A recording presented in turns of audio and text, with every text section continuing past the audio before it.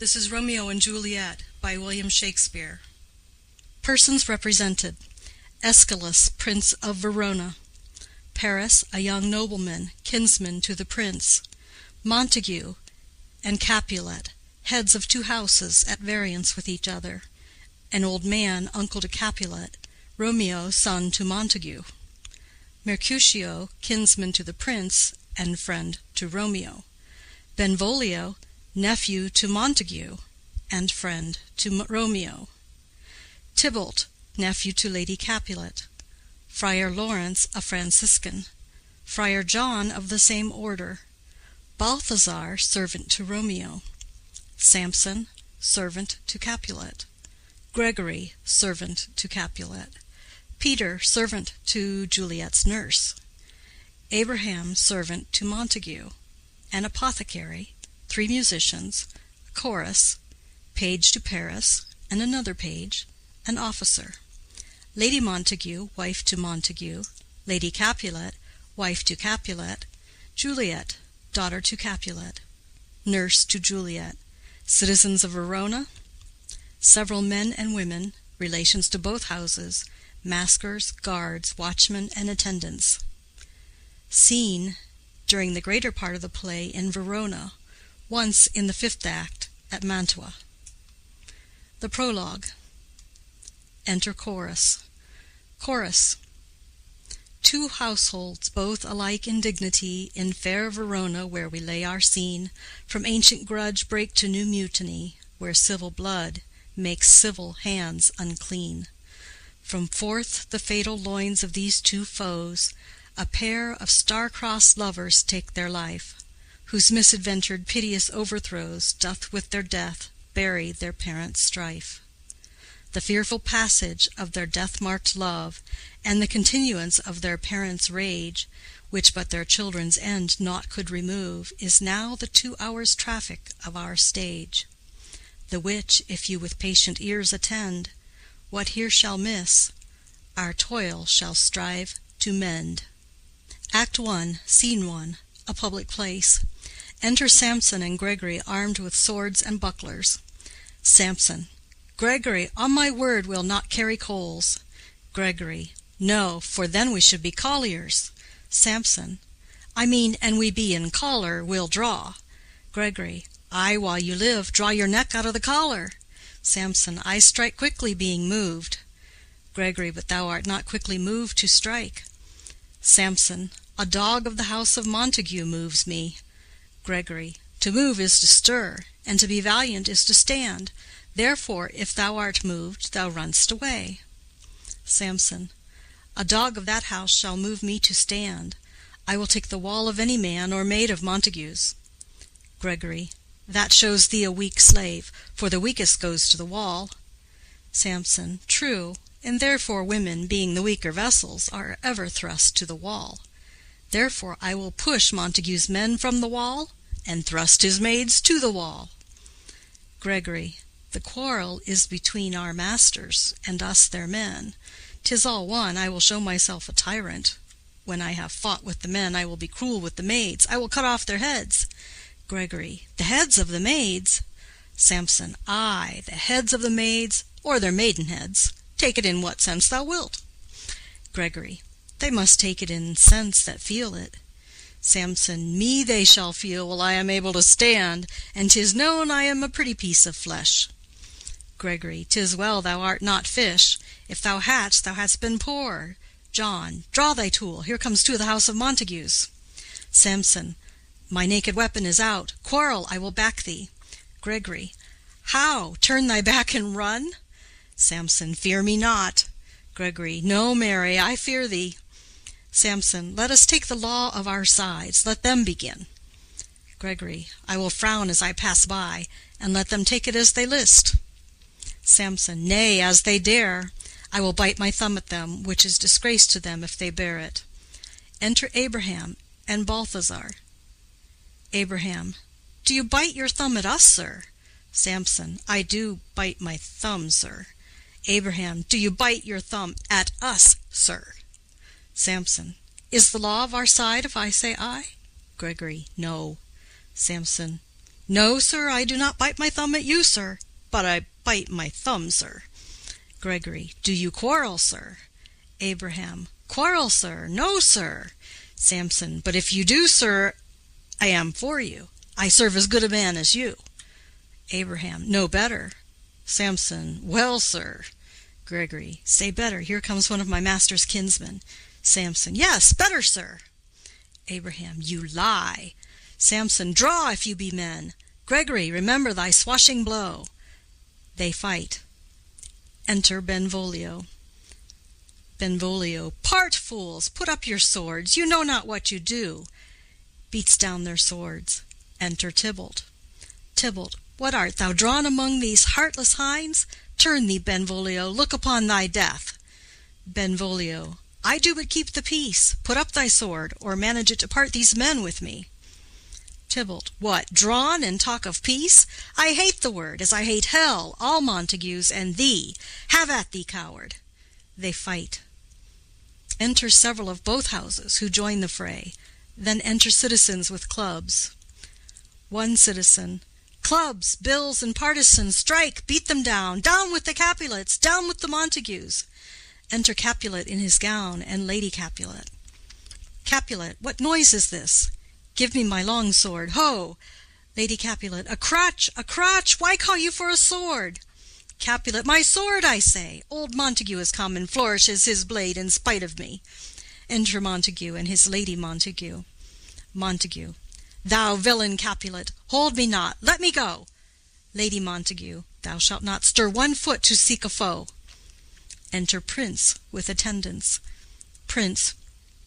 Rebellious subjects, enemies to peace, profaners of this neighbor-stained steel, will they not hear? What ho, you men, you beasts, that quench the fire of your pernicious rage with purple fountains issuing from your veins? On pain of torture from those bloody hands, throw your mistempered weapons to the ground, and hear the sentence of your moved prince. 3 civil brawls, bred of a nary word, by thee, old Capulet, and Montague, have thrice disturbed the quiet of our streets, and made Verona's ancient citizens cast by their grave beseeming ornaments, to wield old partisans, in hands as old, cankered with peace, to part your cankered hate. If ever you disturb our streets again, your lives shall pay the forfeit of the peace. For this time all the rest depart away. You, Capulet, shall go along with me, and Montague, come you this afternoon, to know our further pleasure in this case, to old Freetown, our common judgment place. Once more, on pain of death, all men depart. Exit Prince and attendants, Capulet, Lady Capulet, Tybalt, citizens, and servants. Montague. Who set this ancient quarrel new abroach? Speak, nephew, were you by when it began? Benvolio. Here were the servants of your adversary and yours, close fighting ere I did approach. I drew to part them. In the instant came the fiery Tybalt with his sword prepared, which as he breathed defiance to my ears, he swung about his head and cut the winds, who, nothing hurt withal, hissed him in scorn. While we were interchanging thrusts and blows, came more, and fought on part and part, till the prince came, who parted either part. Lady Montague. Oh, where is Romeo? Saw you him to-day? Right glad I am he was not at this fray. Benvolio. Madam, an hour before the worshipped sun peered forth the golden window of the east, a troubled mind drave me to walk abroad, where, underneath the grove of sycamore, that westward rooteth from the city's side, so early walking did I see your son. Towards him I made, but he was ware of me, and stole into the covert of the wood. I, measuring his affections by my own, that most are busied when they're most alone, pursued my humor, not pursuing his, and gladly shunned who gladly fled from me. Montague. Many a morning hath he there been seen, with tears augmenting the fresh morning's dew, adding to clouds more clouds with his deep sighs.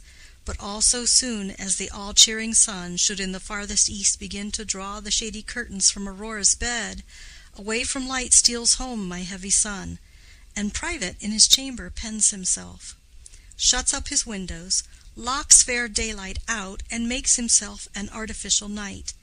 Black and portentous must this humor prove, unless good counsel may the cause remove. Benvolio. My noble uncle, do you know the cause? Montague. I neither know it nor can learn of him. Benvolio. Have you importuned him by any means? Montague. Both by myself and many other friends.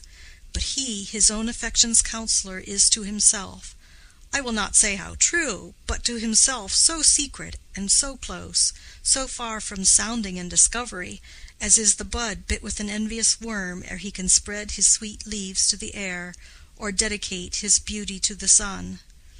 Could we but learn from whence his sorrows grow, we would as willingly give cure as know. Benvolio. See, here he comes. So please you step aside. I'll know his grievance, or be much denied. Montague. I would thou wert so happy by thy stay to hear true shrift. Come, madam, let's away. Exit Montague and lady. Enter Romeo. Benvolio. Good morrow, cousin. Romeo. Is the day so young? Benvolio. But new struck 9. Romeo. Ay me, sad hours seem long. Was that my father that went hence so fast? Benvolio. It was. What sadness lengthens Romeo's hours? Romeo. Not having that which having makes them short. Benvolio. In love? Romeo. Out. Benvolio. Of love? Romeo. Out of her favor where I am in love. Benvolio. Alas, that love, so gentle in his view, should be so tyrannous and rough in proof. Romeo. Alas, that love, whose view is muffled still, should without eyes see pathways to his will. Where shall we dine? Oh me! What fray was here? Yet tell me not, for I have heard it all. Here's much to do with hate, but more with love.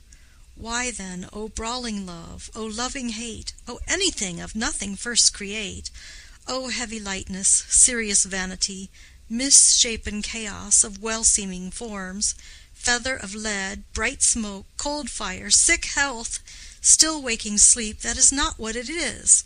This love feel I, that feel no love in this. Dost thou not laugh?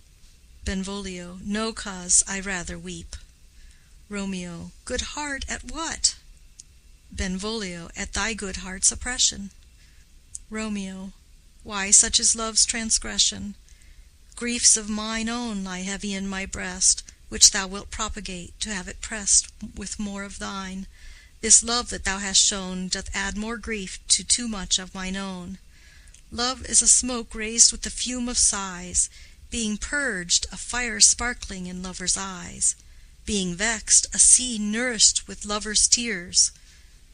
What is it else? A madness most discreet, a choking gall and a preserving sweet. Farewell, my coz. Going. Benvolio.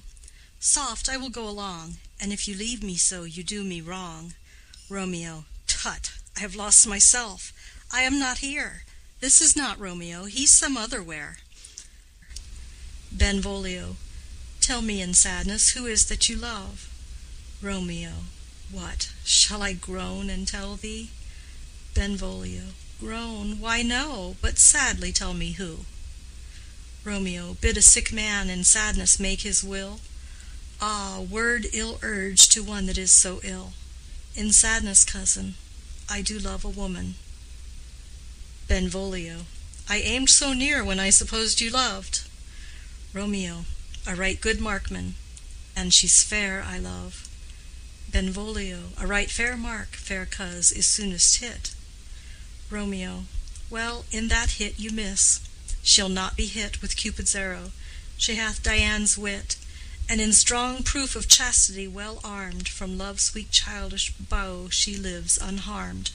She will not stay the siege of loving terms, nor bide the encounter of assailing eyes, nor ope her lap to saint-seducing gold. Oh, she's rich in beauty, only poor that when she dies, with beauty dies her store. Benvolio. Then she hath sworn that she will still live chaste? Romeo. She hath, and in that sparing makes huge waste. For beauty, starved with her severity, cuts beauty off from all posterity. She is too fair, too wise, wisely too fair, to merit bliss by making me despair. She hath forsworn to love, and in that vow do I live dead that live to tell it now. Benvolio, be ruled by me, forget to think of her. Romeo, oh, teach me how I should forget to think. Benvolio, by giving liberty unto thine eyes, examine other beauties. Romeo, 'tis the way to call hers exquisite in question more. These happy masks that kiss fair ladies' brows, being black, puts us in mind they hide the fair. He that is struck and blind cannot forget the precious treasure of his eyesight lost. Show me a mistress that is passing fair. What doth her beauty serve but as a note where I may read who passed that passing fair? Farewell, thou canst not teach me to forget. Benvolio, I'll pay that doctrine, or else die in debt. Exit. End of Scene 1. Scene 2. A street. Enter Capulet, Paris, and servant.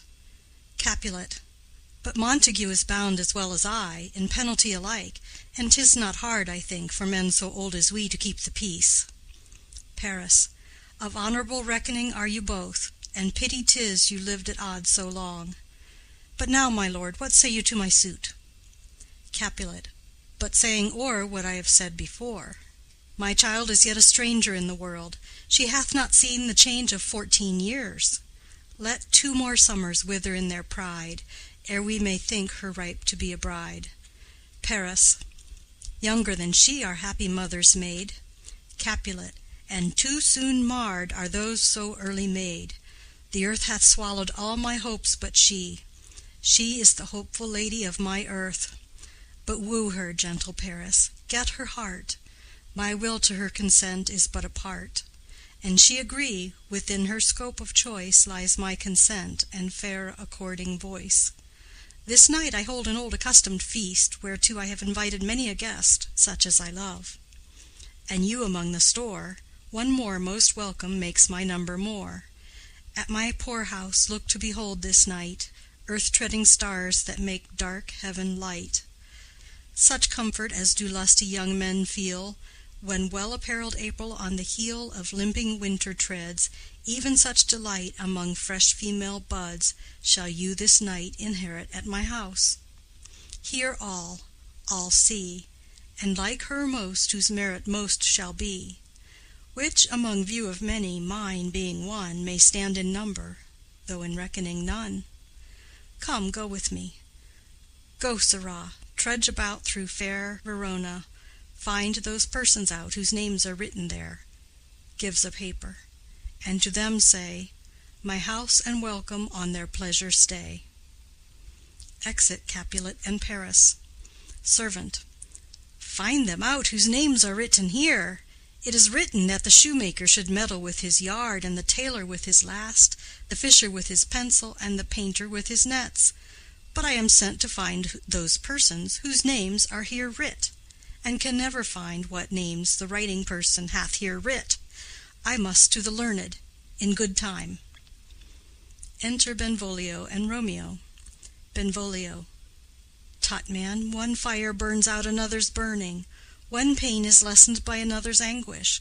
Turn giddy, and be holp by backward turning. One desperate grief cures with another's languish. Take thou some new infection to thy eye, and the rank poison of the old will die. Romeo. Your plantain leaf is excellent for that. Benvolio. For what, I pray thee? Romeo. For your broken shin. Benvolio. Why, Romeo, art thou mad?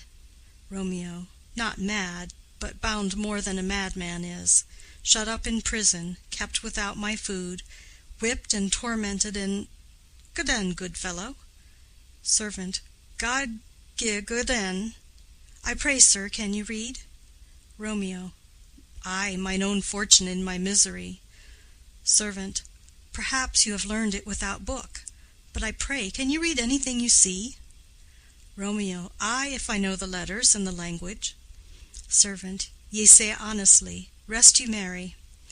Romeo. Stay, fellow, I can read. reads, Signor Martino and his wife and daughters, County Anselmo and his beauteous sisters, the lady widow of Vitruvio, Signor Placentio and his lovely nieces, Mercutio and his brother Valentine, mine uncle Capulet, his wife and daughters, my fair niece Rosaline, Livia, Signor Valentio and his cousin Tybalt, Lucio and the lively Helena. A fair assembly. Gives back the paper. Whither should they come? Servant, up. Romeo, whither? Servant, to supper, to our house. Romeo, whose house? Servant, my master's. Romeo, indeed, I should have asked you that before. Servant, now I'll tell you without asking.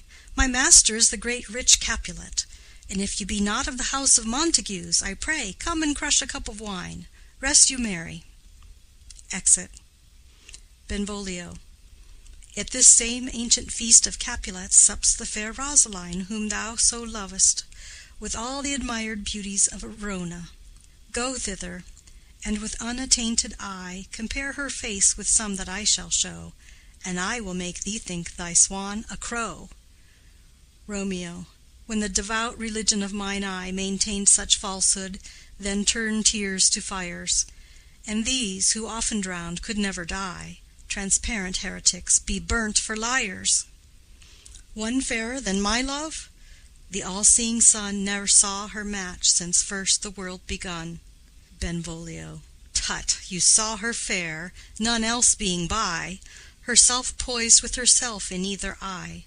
But in that crystal scales let there be weighed your lady's love against some other maid, that I will show you shining at this feast, and she shall scant show well that now shows best. Romeo. I'll go along, no such sight to be shown, but to rejoice in splendor of mine own. Exit.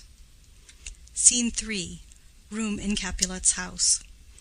Enter Lady Capulet and nurse. Lady Capulet. Nurse, where's my daughter? Call her forth to me. Nurse. By my maidenhead, at 12-year-old I bade her come. What, lamb? What, ladybird? God forbid! Where's this girl? What, Juliet? Enter Juliet. Juliet. How now, who calls? Nurse. Your mother. Juliet. Madam, I am here. What is your will? Lady Capulet. This is the matter. Nurse, give leave a while. We must talk in secret. Nurse, come back again. I have remembered me. Thou's hear our counsel. Thou knowest my daughter's of a pretty age. Nurse. Faith, I can tell her age unto an hour. Lady Capulet. She's not 14. Nurse. I'll lay 14 of my teeth, and yet to my teen be it spoken, I have but 4. She is not 14. How long is it now to Lammastide?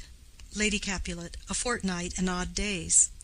Nurse. Even or odd, of all the days in the year, come Lammas Eve at night shall she be 14. Susan and she, God rest all Christian souls, were of an age. Well, Susan is with God. She was too good for me. But, as I said, on Lammas Eve at night shall she be 14. That shall she, Mary. I remember it well. 'Tis since the earthquake now 11 years, and she was weaned. I never shall forget it, of all the days of the year, upon that day, for I had then laid wormwood to my dug, sitting in the sun under the dove-house wall. My lord and you were then at Mantua. Nay, I do bear a brain. But as I said, when it did taste the wormwood on the nipple of my dug, and felt it bitter, pretty fool, to see it tetchy and fall out with the dug. Shake, quoth the dove-house, 'twas no need, I trow, to bid me trudge, and since that time it is 11 years. For then she could stand alone, nay, by the rood she could have run and waddled all about, for even the day before she broke her brow. And then my husband, God be with his soul, he was a merry man, took up the child. Yea, quoth he, dost thou fall upon thy face? Thou wilt fall backward when thou hast more wit. Wilt thou not, Jule?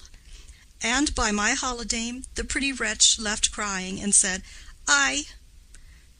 To see now how a jest shall come about, I warrant, and I should live 1,000 years, and never should forget it. Wilt thou not, Jule? Quoth he. And pretty fool it stinted, and said, Aye. Lady Capulet. Enough of this. I pray thee hold thy peace. Nurse. Yes, madam. Yet I cannot choose but laugh to think it should leave crying and say I. And yet I warrant it had upon its brow a bump as big as a young cockerel's stone, a parlous knock, and it cried bitterly, Yea, quoth my husband, fall'st upon thy face? Thou wilt fall backward when thou comest to age, wilt thou not, Jule? It stinted and said, I. Juliet. And stint thou too, I pray thee, nurse, say I. Nurse. Peace, I have done. God mark thee to his grace. Thou wast the prettiest babe that e'er I nursed, and I might live to see thee married once, I have my wish. Lady Capulet. Marry. That marry is the very theme I came to talk of. Tell me, daughter Juliet, how stands your disposition to be married? Juliet. It is an honor that I dream not of. Nurse. An honor? Were not I thine only nurse, I would say thou hadst sucked wisdom from thy teat. Lady Capulet. Well, think of marriage now. Younger than you, here in Verona, ladies of esteem, are made already mothers. By my count, I was your mother much upon these years, that you are now a maid. Thus then, in brief, the valiant Paris seeks you for his love. Nurse. A man, young lady, lady, such a man as all the world. Why, he's a man of wax. Lady Capulet. Verona's summer hath not such a flower. Nurse. Nay, he's a flower, in faith, a very flower. Lady Capulet. What say you? Can you love the gentleman? This night you shall behold him at our feast. Read o'er the volume of young Paris's face, and find delight writ there with beauty's pen. Examine every married lineament, and see how one another lends content. And what obscured in this fair volume lies, find written in the margent of his eyes. This precious book of love, this unbound lover, to beautify him, only lacks a cover. The fish lives in the sea, and 'tis much pride for fair without the fair within to hide. That book in many's eyes doth share the glory, that in gold clasped locks in the golden story. So shall you share all that he doth possess, by having him, making yourself no less. Nurse. No less, nay bigger. Women grow by men. Lady Capulet. Speak briefly. Can you like of Paris's love? Juliet. I'll look to like, if looking liking move. But no more deep will I endart mine eye than your consent gives strength to make it fly. Enter a servant. Servant. Madam, the guests are come, supper served up, you called, my young lady asked for, the nurse cursed in the pantry, and everything in extremity. I must hence to wait. I beseech you, follow straight. Lady Capulet. We follow thee. Exit servant. Juliet, the county stays. Nurse. Go, girl. Seek happy nights to happy days. Exit. Scene 4. A street. Enter Romeo, Mercutio, Benvolio, with 5 or 6 maskers, torch-bearers, and others. Romeo. What, shall this speech be spoke for our excuse, or shall we on without apology? Benvolio. The date is out of such prolixity. We'll have no Cupid hoodwinked with a scarf, bearing a Tartar's painted bow of lath, scaring the ladies like a crow-keeper, nor no without book prologue, faintly spoke after the prompter, for our entrance. But let them measure us by what they will, and we'll measure them a measure and be gone. Romeo. Give me a torch. I am not for this ambling. Being but heavy, I'll bear the light. Mercutio. Nay, gentle Romeo, we must have you dance. Romeo. Not I, believe me. You have dancing shoes with nimble soles. I have a soul of lead, so stakes me to the ground I cannot move. Mercutio. You are a lover. Borrow Cupid's wings, and soar with them above a common bound. Romeo. I am too sore and pierced with his shaft to soar with his light feathers, and so bound I cannot bound a pitch above dull woe. Under love's heavy burden do I sink. Mercutio. And to sink in it should you burden love, too great oppression for a tender thing. Romeo. Is love a tender thing? It is too rough, too rude, too boisterous, and it pricks like thorn. Mercutio. If love be rough with you, be rough with love. Prick love for pricking, and you beat love down. Give me a case to put my visage in, putting on a mask. A vizard for a vizard! What care I what curious eye doth quote deformities? Here are the beetle brows shall blush for me. Benvolio, come, knock and enter, and no sooner in but every man betake him to his legs. Romeo, a torch for me! Let wantons light of heart tickle the senseless rushes with their heels, for I am proverbed with the grandsire phase. I'll be a candle holder and look on. The game was ne'er so fair, and I am done. Mercutio, tut! Done's the mouse, the constable's own word. If thou art done, we'll draw thee from the mire of this, sir, reverence, love, wherein thou stickest up to the ears. Come, we burn daylight. Ho! Romeo, nay, that's not so. Mercutio, I mean, sir, in delay we waste our lights in vain, like lamps by day. Take our good meaning, for our judgment sits 5 times in that ere once in our 5 wits. Romeo, and we mean well in going to this mask, but 'tis no wit to go. Mercutio, why, may one ask? Romeo, I dreamt a dream to-night. Mercutio, so did I. Romeo, well, what was yours? Mercutio, that dreamers often lie. Romeo, in bed asleep, while they do dream things true. Mercutio, oh, then, I see Queen Mab hath been with you. She is the fairy's midwife, and she comes in shape no bigger than an agate stone on the forefinger of an alderman, drawn with a team of little atomies athwart men's noses as they lie asleep. Her wagon spokes made of long spinner's legs, the cover of the wings of grasshoppers, the traces of the smallest spider's web, the collars of the moonshine's watery beams, her whip of cricket's bone, the lash of film, her wagoner a small gray-coated gnat, not half so big as a round little worm pricked from the lazy finger of a maid. Her chariot is an empty hazelnut, made by the joiner squirrel or old grub, time out of mind the fairies' coachmakers. And in this state she gallops night by night through lovers' brains, and then they dream of love. Or courtiers' knees that dream on courtesies straight, or lawyers' fingers who straight dream on fees, or ladies' lips who straight on kisses dream, which oft the angry Mab with blisters plagues, because their breaths with sweetmeats tainted are. Sometimes she gallops o'er a courtier's nose, and then dreams he of smelling out a suit. And sometimes comes she with a tithe-pig's tail, tickling a parson's nose as he lies asleep. Then dreams he of another benefice. Sometimes she driveth o'er a soldier's neck, and then dreams he of cutting foreign throats, of breeches, ambuscados, Spanish blades, of health's 5 fathom deep, and then anon drums in his ear, at which he starts and wakes, and being thus frightened swears a prayer or two, and sleeps again.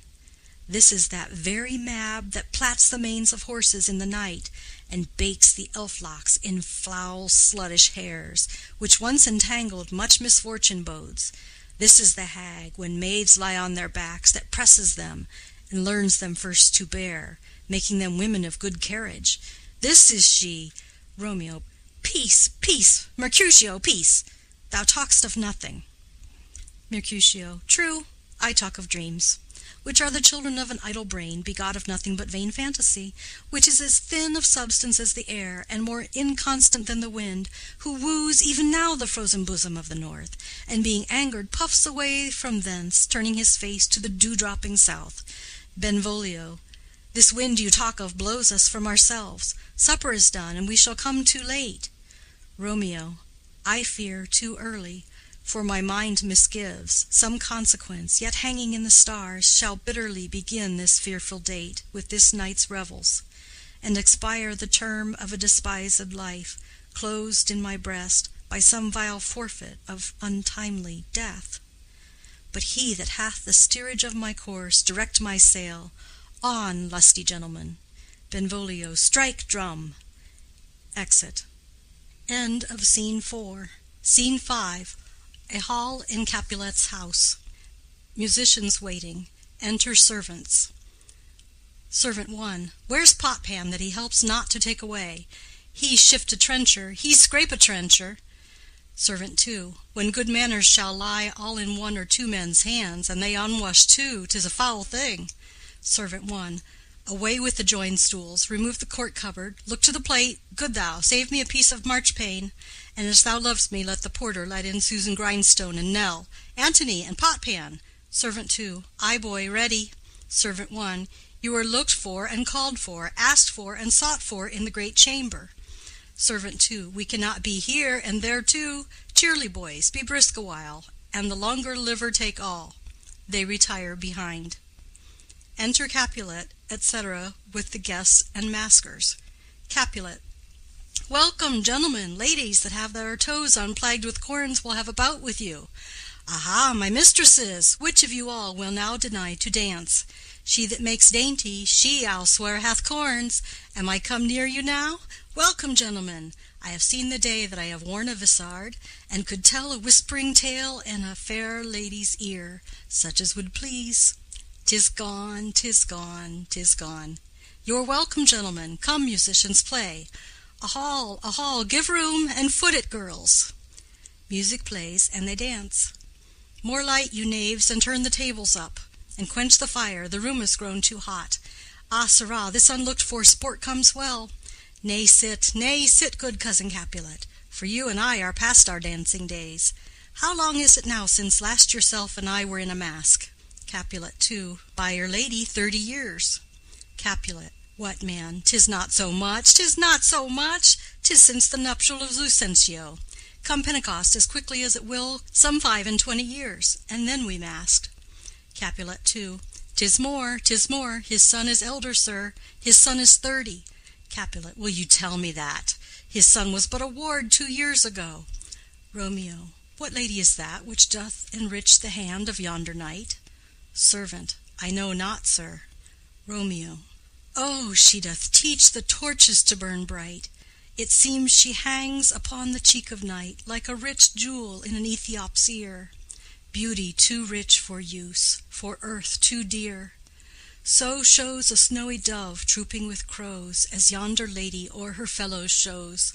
The measure done, I'll watch her place of stand, and touching hers, make blessed my rude hand. Did my heart love till now? Forswear at sight, for I ne'er saw true beauty till this night. Tybalt. This, by his voice, should be a Montague. Fetch me my rapier, boy. What, dares the slave come hither, covered with an antic face, to flee and scorn at our solemnity? Now, by the stock and honor of my kin, to strike him dead I hold it not a sin. Capulet. Why, how now, kinsman, wherefore storm you so? Tybalt. Uncle, this is a Montague, our foe, a villain that is hither come in spite to scorn at our solemnity this night. Capulet. Young Romeo is it? Tybalt. 'Tis he, that villain Romeo. Capulet.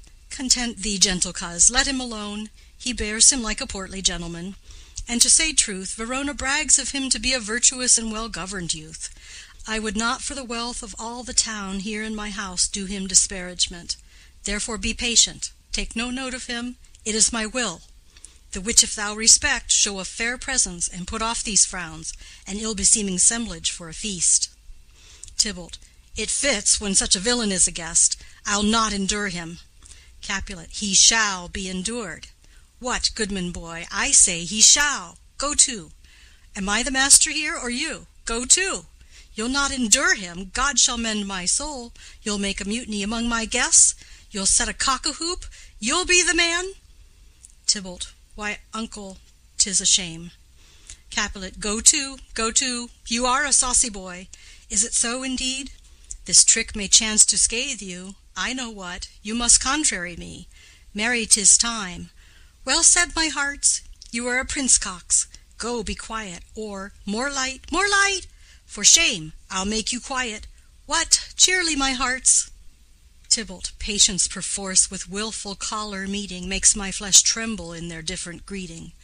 I will withdraw, but this intrusion shall, now seeming sweet, convert to bitter gall. Exit. Romeo to Juliet. If I profane with my unworthiest hand this holy shrine, the gentle fine is this: my lips, two blushing pilgrims, ready stand to smooth that rough touch with a tender kiss. Juliet. Good pilgrim, you do wrong your hands too much, which mannerly devotion shows in this. For saints have hands that pilgrims' hands do touch, and palm to palm is holy palmer's kiss. Romeo. Have not saints lips, and holy palmers too? Juliet. Ay, pilgrim, lips that they must use in prayer. Romeo. O then, dear saint, let lips do what hands do. They pray, grant thou, lest faith turn to despair. Juliet. Saints do not move, though grant for prayer's sake. Romeo. Then move not, while my prayer's effect I take. Thus from my lips, by thine my sin is purged. Kisses her. Juliet. Then have my lips the sin that they have took. Romeo. Sin from my lips? O trespass sweetly urged, give me my sin again. Juliet. You kiss by the book. Nurse. Madam, your mother craves a word with you. Romeo. What is her mother? Nurse. Mary Bachelor, her mother is the lady of the house, and a good lady, and a wise and virtuous. I nursed her daughter that you talked withal. I tell you, he that can lay hold of her shall have the chinks. Romeo. Is she a Capulet? O dear account, my life is my foe's debt. Benvolio. Away, be gone, the sport is at the best. Romeo. Ay, so I fear, the more is my unrest. Capulet. Nay, gentlemen, prepare not to be gone. We have a trifling foolish banquet towards. Is it e'en so? Why then, I thank you all. I thank you, honest gentlemen. Good night. More torches here. Come on, then. Let's to bed. Ah, sirrah. To second Capulet. By my fay, it waxes late. I'll to my rest. Exit all but Juliet and nurse. Juliet. Come hither, nurse. What is yon gentleman?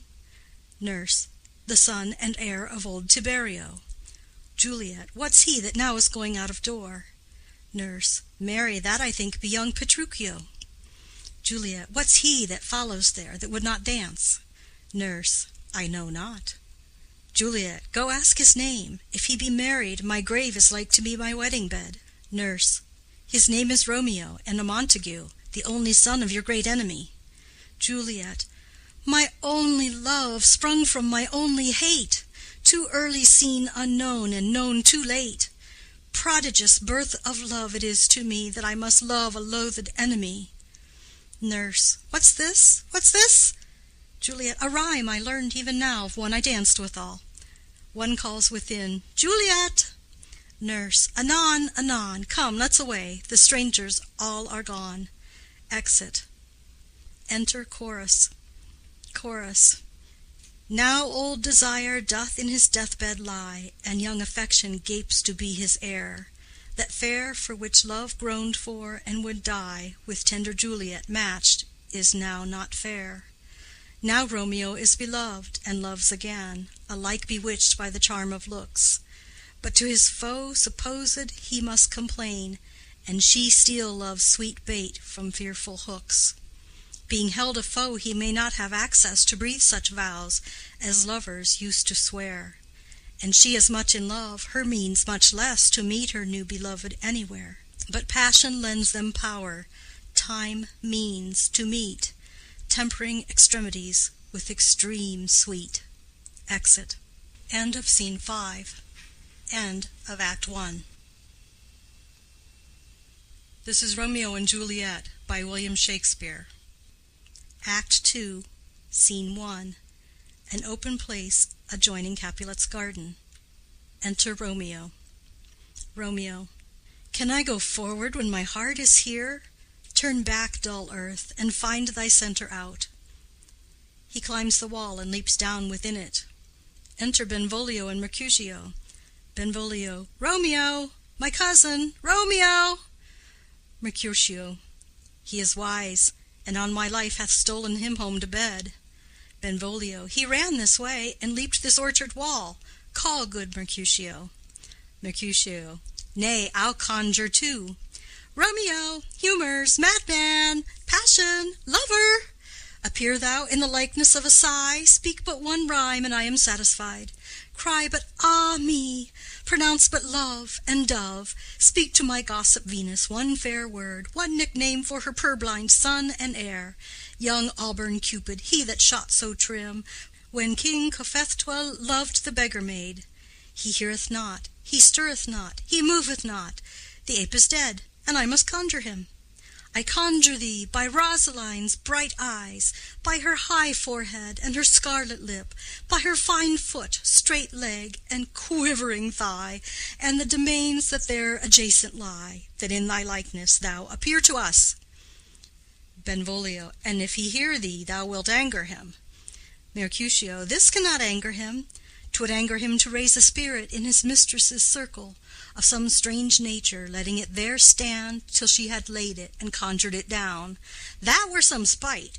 My invocation is fair and honest, and in his mistress's name I conjure only but to raise him up. Benvolio.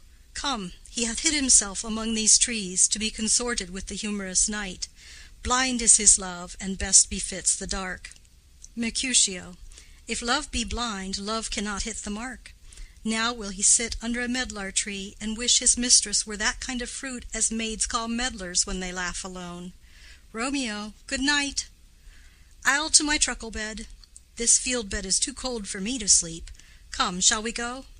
Benvolio. Go then, for 'tis in vain to seek him here that means not to be found. Exit. Scene 2. Capulet's garden. Enter Romeo. Romeo. He jests at scars that never felt a wound. Juliet appears above at a window. But soft! What light through yonder window breaks?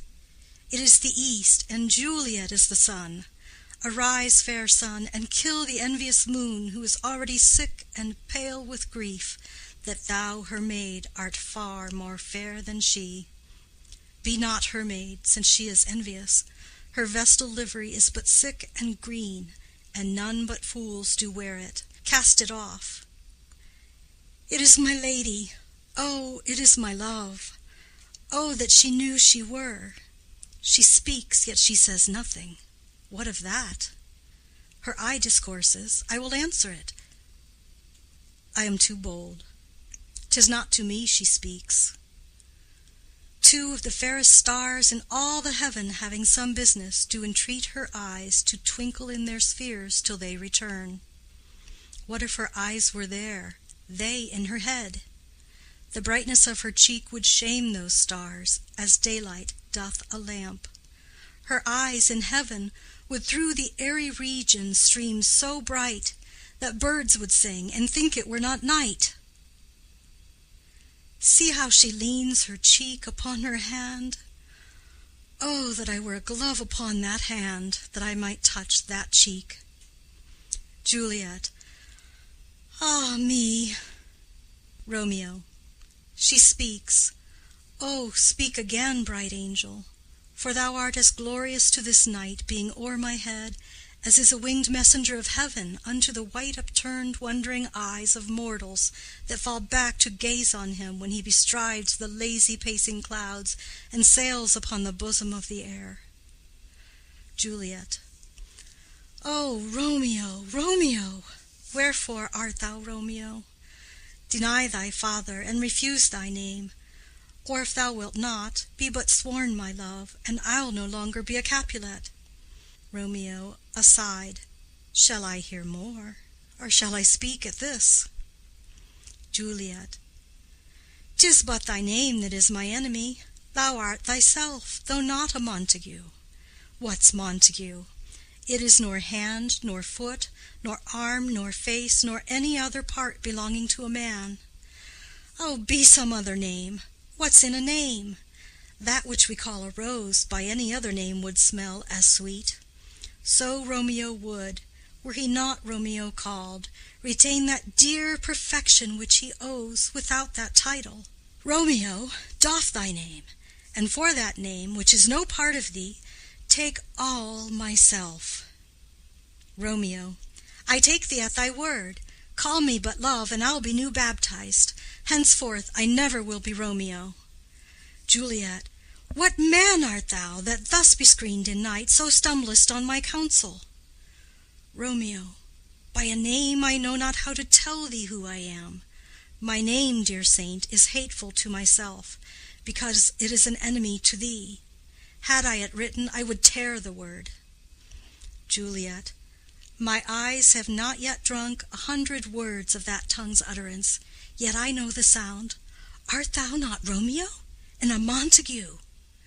Romeo, neither, fair saint, if either thee dislike. Juliet, how camest thou hither? Tell me, and wherefore?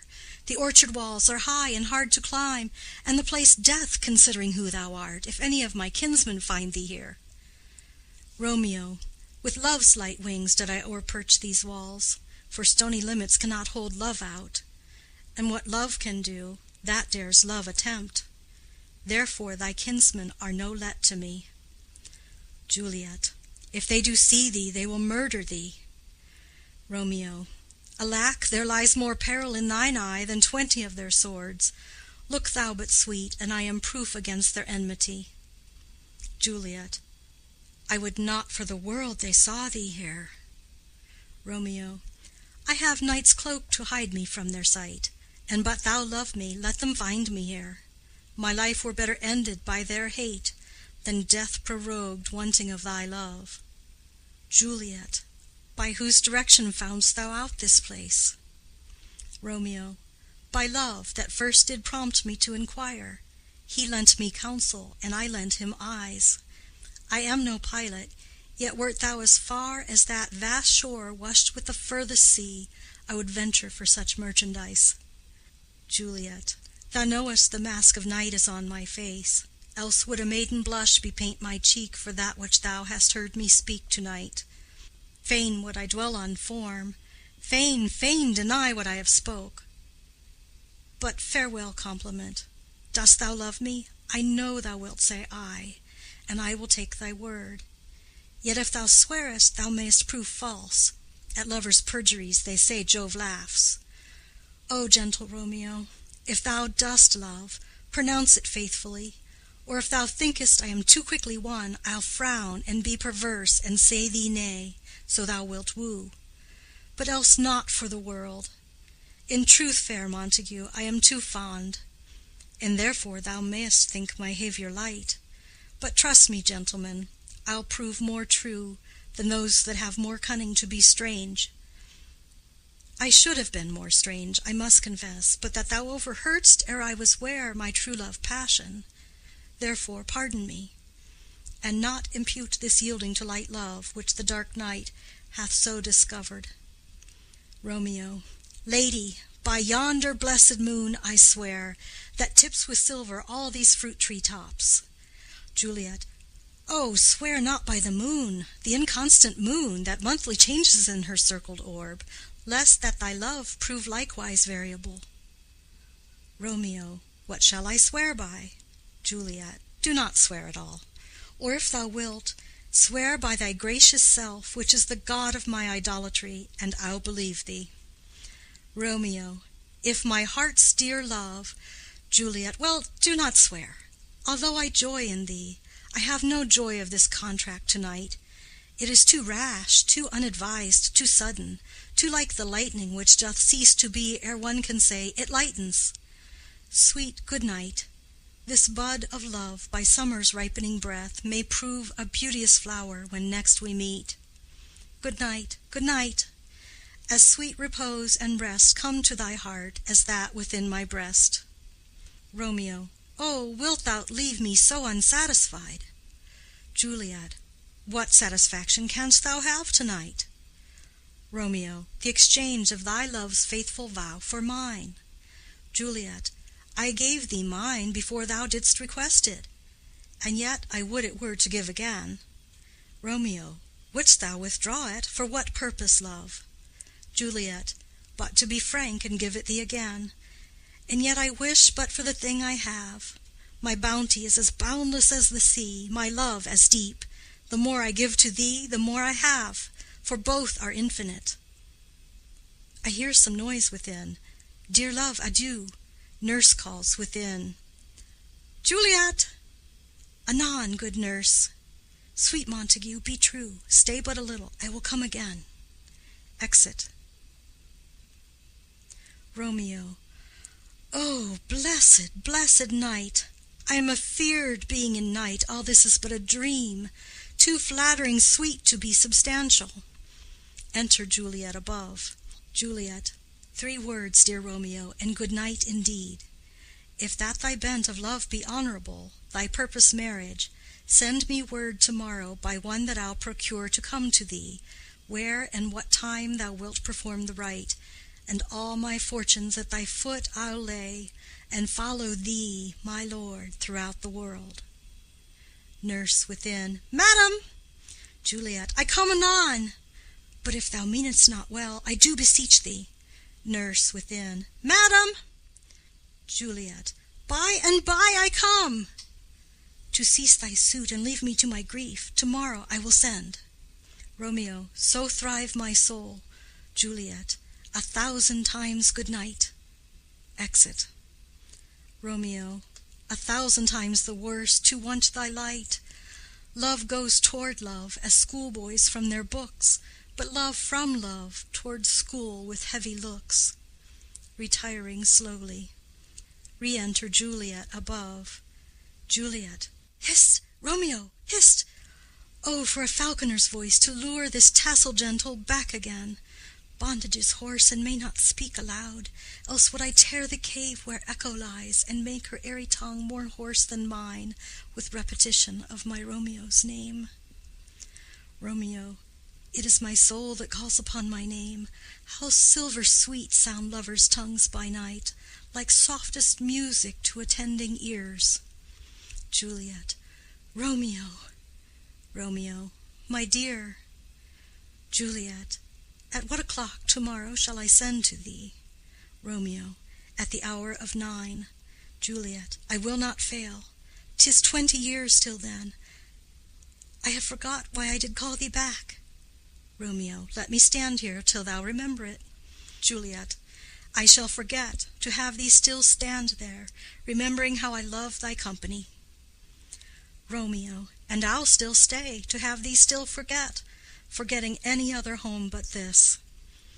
Juliet. 'Tis almost morning.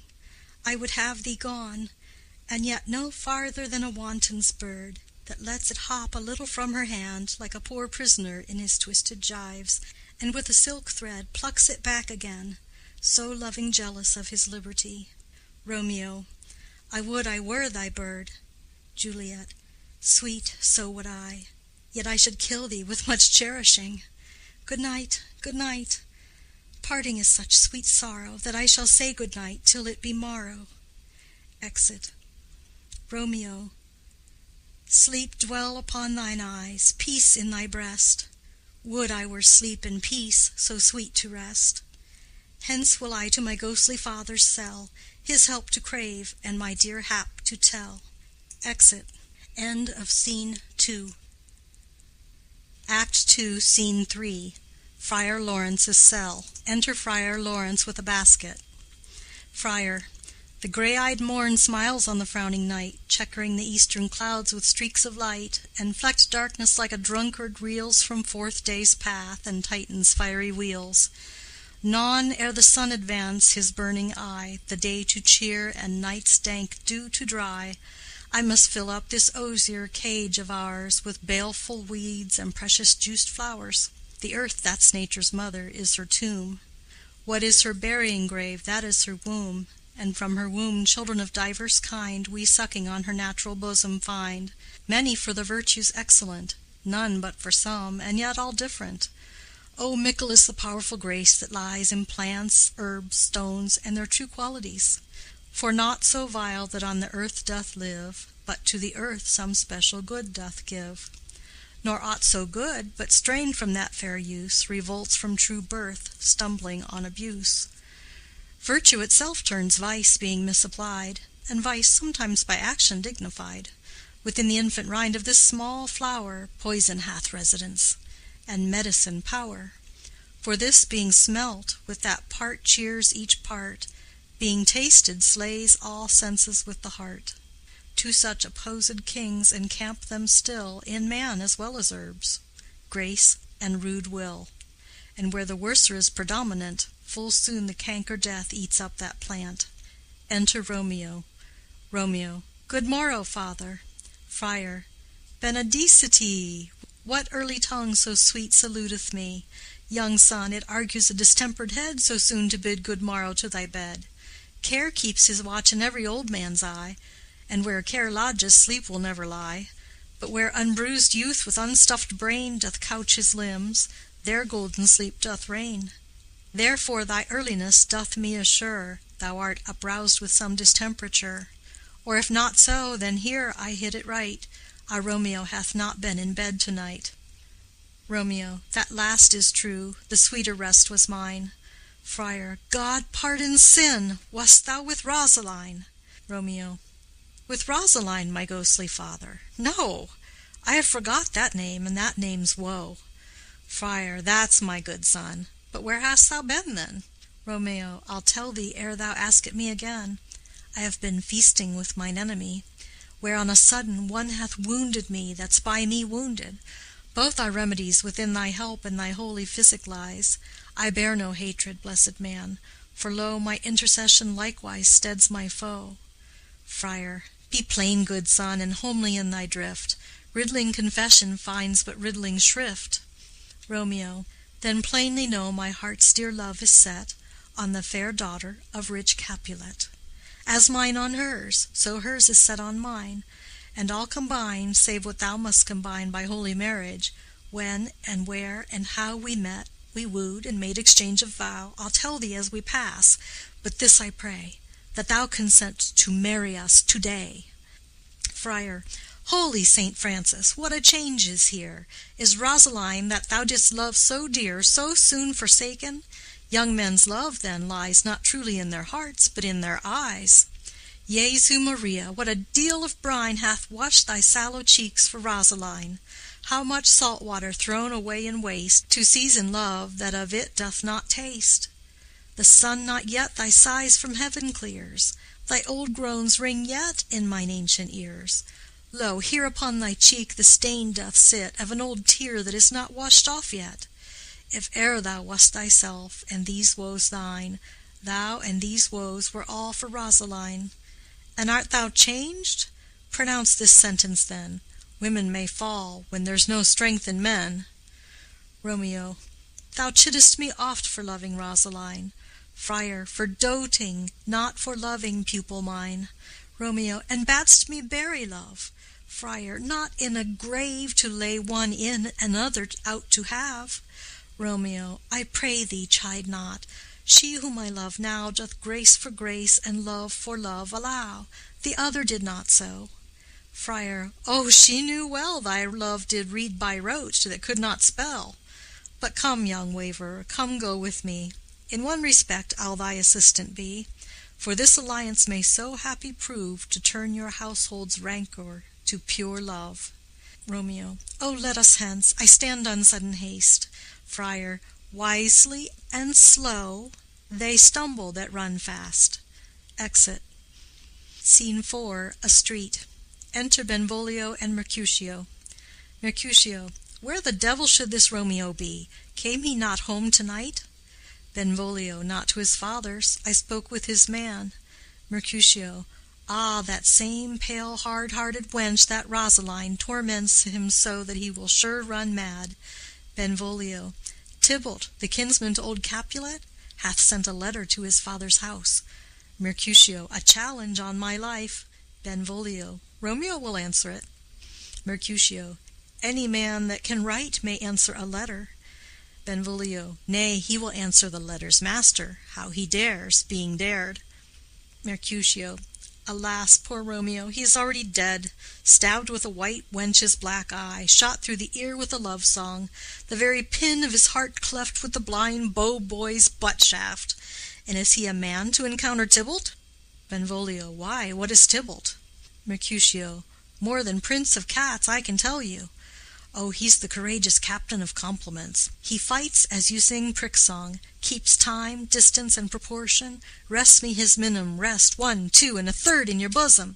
The very butcher of a silk button, a duellist, a gentleman of the very first house, of the first and second cause.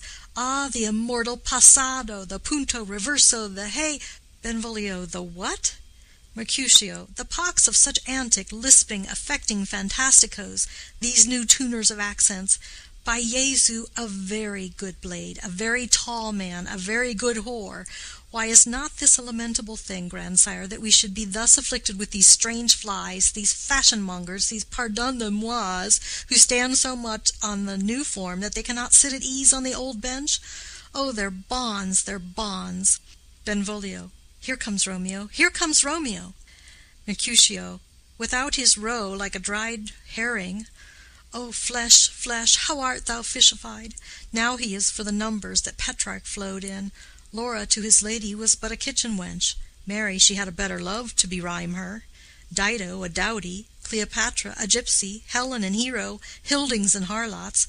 Thisbe, a grey eye or so, but not to the purpose. Enter Romeo. Signor Romeo, bonjour. There's a French salutation to your French slop. You gave us the counterfeit fairly last night. Romeo, good morrow to you both. What counterfeit did I give you? Mercutio, the slip, sir, the slip. Can you not conceive? Romeo, pardon, good Mercutio, my business was great, and in such a case as mine a man may strain courtesy. Mercutio, that's as much as to say, such a case as yours constrains a man to bow in the hams. Romeo, meaning to curtsy. Mercutio, thou hast most kindly hit it. Romeo, a most courteous exposition. Mercutio, nay, I am the very pink of courtesy. Romeo, pink for flower. Mercutio, right. Romeo, why then is my pump well flowered. Mercutio, well said. Follow me this jest now till thou hast worn out thy pump, that when the single soul of it is worn, the jest may remain, after the wearing, soul singular. Romeo, O single-souled jest, solely singular for the singleness. Mercutio, come between us, good Benvolio, my wits faint. Romeo, swits and spurs, or I'll cry a match. Mercutio, nay, if thy wits run the wild goose chase, I have done, for thou hast more of the wild goose in one of thy wits than I am sure I have in my whole 5. Was I with you there for the goose? Romeo, thou wast never with me for anything when thou wast not there for the goose. Mercutio, I will bite thee by the ear for that jest. Romeo, nay, good goose, bite not. Mercutio, thy wit is a very bitter sweeting. It is a most sharp sauce. Romeo, and is it not then well served in to a sweet goose? Mercutio, oh, here's a wit of Cheverel that stretches from an inch narrow to an ell broad. Romeo, I stretch it out for that word broad, which added to the goose proves thee far and wide a broad goose. Mercutio, why, is not this better now than groaning for love? Now art thou sociable, now art thou Romeo, now art thou what thou art, by art as well as by nature. For this driveling love is like a great natural that runs lolling up and down to hide his bauble in a hole. Benvolio, stop there, stop there. Mercutio, thou desirest me to stop in my tail against the hair. Benvolio, thou wouldst else have made thy tail large.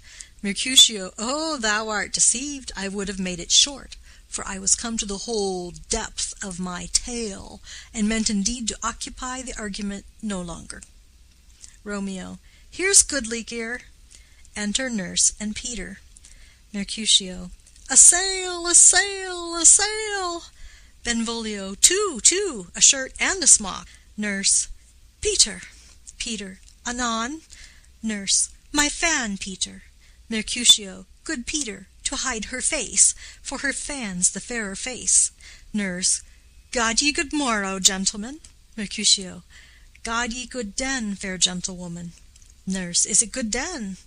Mercutio, 'tis no less, I tell ye, for the body hand of the dial is now upon the prick of noon. Nurse, out upon you, what a man are you! Romeo, one gentlewoman that God hath made for himself to mar. Nurse, by my troth, it is well said, for himself to mar, quoth they. Gentlemen, can any of you tell me where I may find the young Romeo? Romeo, I can tell you, but young Romeo will be older when you have found him than he was when you sought him. I am the youngest of that name, for fault of a worse. Nurse, you say well. Mercutio, yea, is the worst well? Very well took, in faith, wisely, wisely. Nurse, if you be he, sir, I desire some confidence with you. Benvolio, she will invite him to some supper. Mercutio, abad, abad, abad, so ho. Romeo, what hast thou found? Mercutio, no hare, sir, unless a hare, sir, in a Lenten pie, that is something stale and hoar, ere it be spent. He sings, an old hare whore, is very good meat in Lent, but a hare that is whore is too much for a score, when it whores ere it be spent. Romeo, will you come to your father's? We'll to dinner thither. Romeo, I will follow you. Mercutio, farewell, ancient lady, farewell. Lady, lady, lady. Exit Mercutio and Benvolio. Nurse, Mary, farewell. I pray you, sir, what saucy merchant was this that was so full of his ropery? Romeo, a gentleman, nurse, that loves to hear himself talk, and will speak more in a minute than he will stand to in a month. Nurse, an he speak anything against me, I'll take him down, and I were lustier than he is, and 20 such jacks. And if I cannot, I'll find those that shall. Scurvy knave! I am none of his flirt-gills, I am none of his skeins mates, and thou must stand by too, and suffer every knave to use me at his pleasure. Peter, I saw no man use you at his pleasure. If I had, my weapon should quickly have been out, I warrant you. I dare draw as soon as any other man, if I see occasion, in a good quarrel, and the law is on my side. Nurse, now, afore God, I am so vexed that every part about me quivers. Scurvy knave! Pray you, sir, a word. And as I told you, my young lady bid me inquire you out. What she bade me say, I will keep to myself. But first let me tell ye, if ye should lead her into a fool's paradise, as they say, it were a very gross kind of behavior, as they say. For the gentlewoman is young, and therefore if you should deal double with her, truly it were an ill thing to be offered to any gentlewoman, and very weak dealing. Romeo, nurse, commend me to thy lady and mistress, I protest unto thee. Nurse, good heart, and of faith I will tell her as much. Lord, Lord, she will be a joyful woman. Romeo, what wilt thou tell her, nurse? Thou dost not mark me. Nurse, I will tell her, sir, that you do protest, which, as I take it, is a gentlemanlike offer. Romeo, bid her devise some means to come to Shrift this afternoon, and there she shall, at Friar Lawrence's cell, be shrived and married. Here is for thy pains. Nurse, no, truly, sir, not a penny. Romeo, go to, I say you shall. Nurse, this afternoon, sir? Well, she shall be there. Romeo, and stay, good nurse, behind the abbey wall. Within this hour my man shall be with thee, and bring thee cords made like a tackled stair, which to the high top-gallant of my joy might be my convoy in the secret night. Farewell, be trusty, and I'll quit thy pains. Farewell, commend me to thy mistress. Nurse, now God in heaven bless thee. Hark you, sir. Romeo, what sayest thou, my dear nurse? Nurse, is your man secret? Did you ne'er hear say, two may keep counsel, putting one away? Romeo, I warrant thee my man's as true as steel. Nurse, well, sir, my mistress is the sweetest lady. Lord, Lord, when 'twas a little prating thing. Oh, there's a nobleman in town, one Paris, that would fain lay knife aboard, but she, good soul, had as lief see a toad, a very toad, as see him. I anger her sometimes, and tell her that Paris is the properer man, but I'll warrant you, when I say so, she looks as pale as any clout in the versal world. Doth not Rosemary and Romeo begin both with a letter? Romeo, ay, nurse, what of that, both with an R? Nurse, ah, mocker, that's the dog's name. R is for the dog.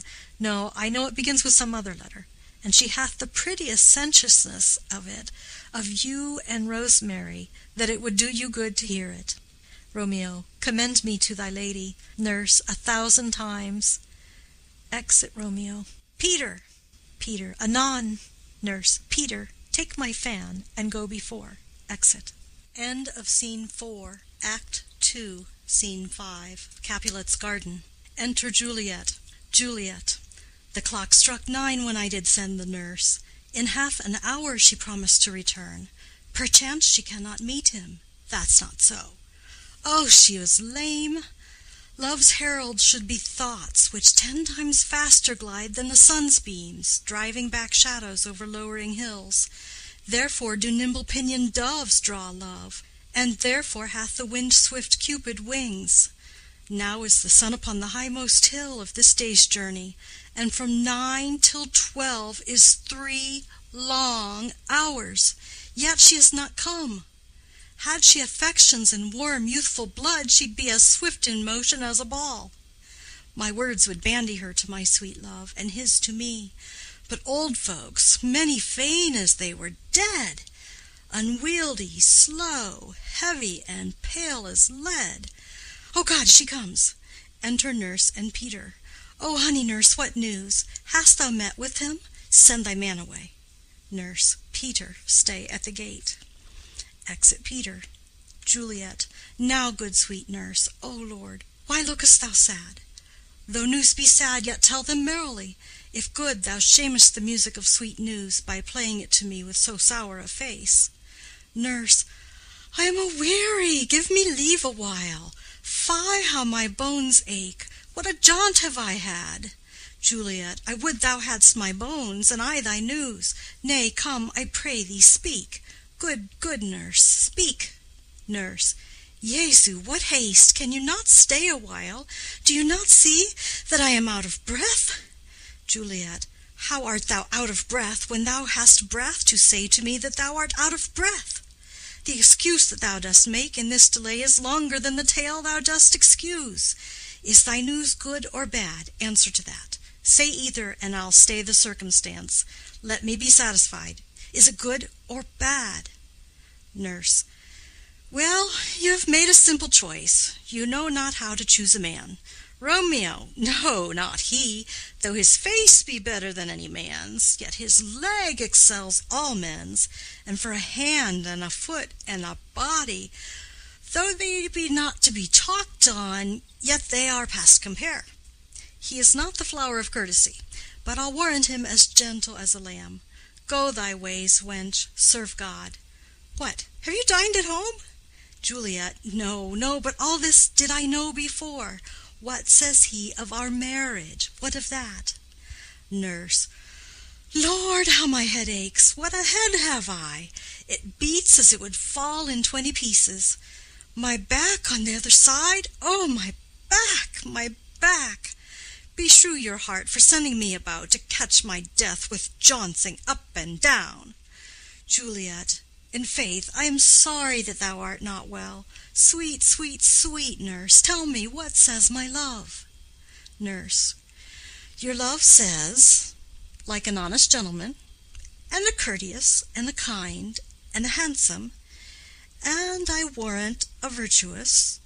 Where's your mother? Juliet. Where is my mother? Why, she is within. Where should she be? How oddly thou repliest. Your love says, like an honest gentleman, where is your mother? Nurse. O God's lady dear, are you so hot? Mary, come up, I trow. Is this the poultice for my aching bones? Henceforward, do your messages yourself. Juliet. Here's such a coil. Come, what says Romeo? Nurse. Have you got leave to go to shrift to-day? Juliet. I have. Nurse. Then hie you hence to Friar Lawrence's cell. There stays a husband to make you a wife. Now comes the wanton blood up in your cheeks. They'll be in scarlet straight at any news. Hie you to church. I must another way, to fetch a ladder, by the which your love must climb a bird's nest soon when it is dark. I am the drudge, and toil in your delight, but you shall bear the burden soon at night. Go, I'll to dinner. Hie you to the cell. Juliet. Hie to high fortune! Honest nurse, farewell. Exit. Scene 6. Friar Lawrence's cell. Enter Friar Lawrence and Romeo. Friar. So smile the heavens upon this holy act, that after hours with sorrow chide us not. Romeo. Amen, amen. But come what sorrow can, it cannot countervail the exchange of joy that one short minute gives me in her sight. Do thou but close our hands with holy words, then love-devouring death do what he dare.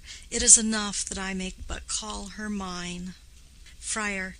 These violent delights have violent ends, and in their triumph die, like fire and powder, which as they kiss consume.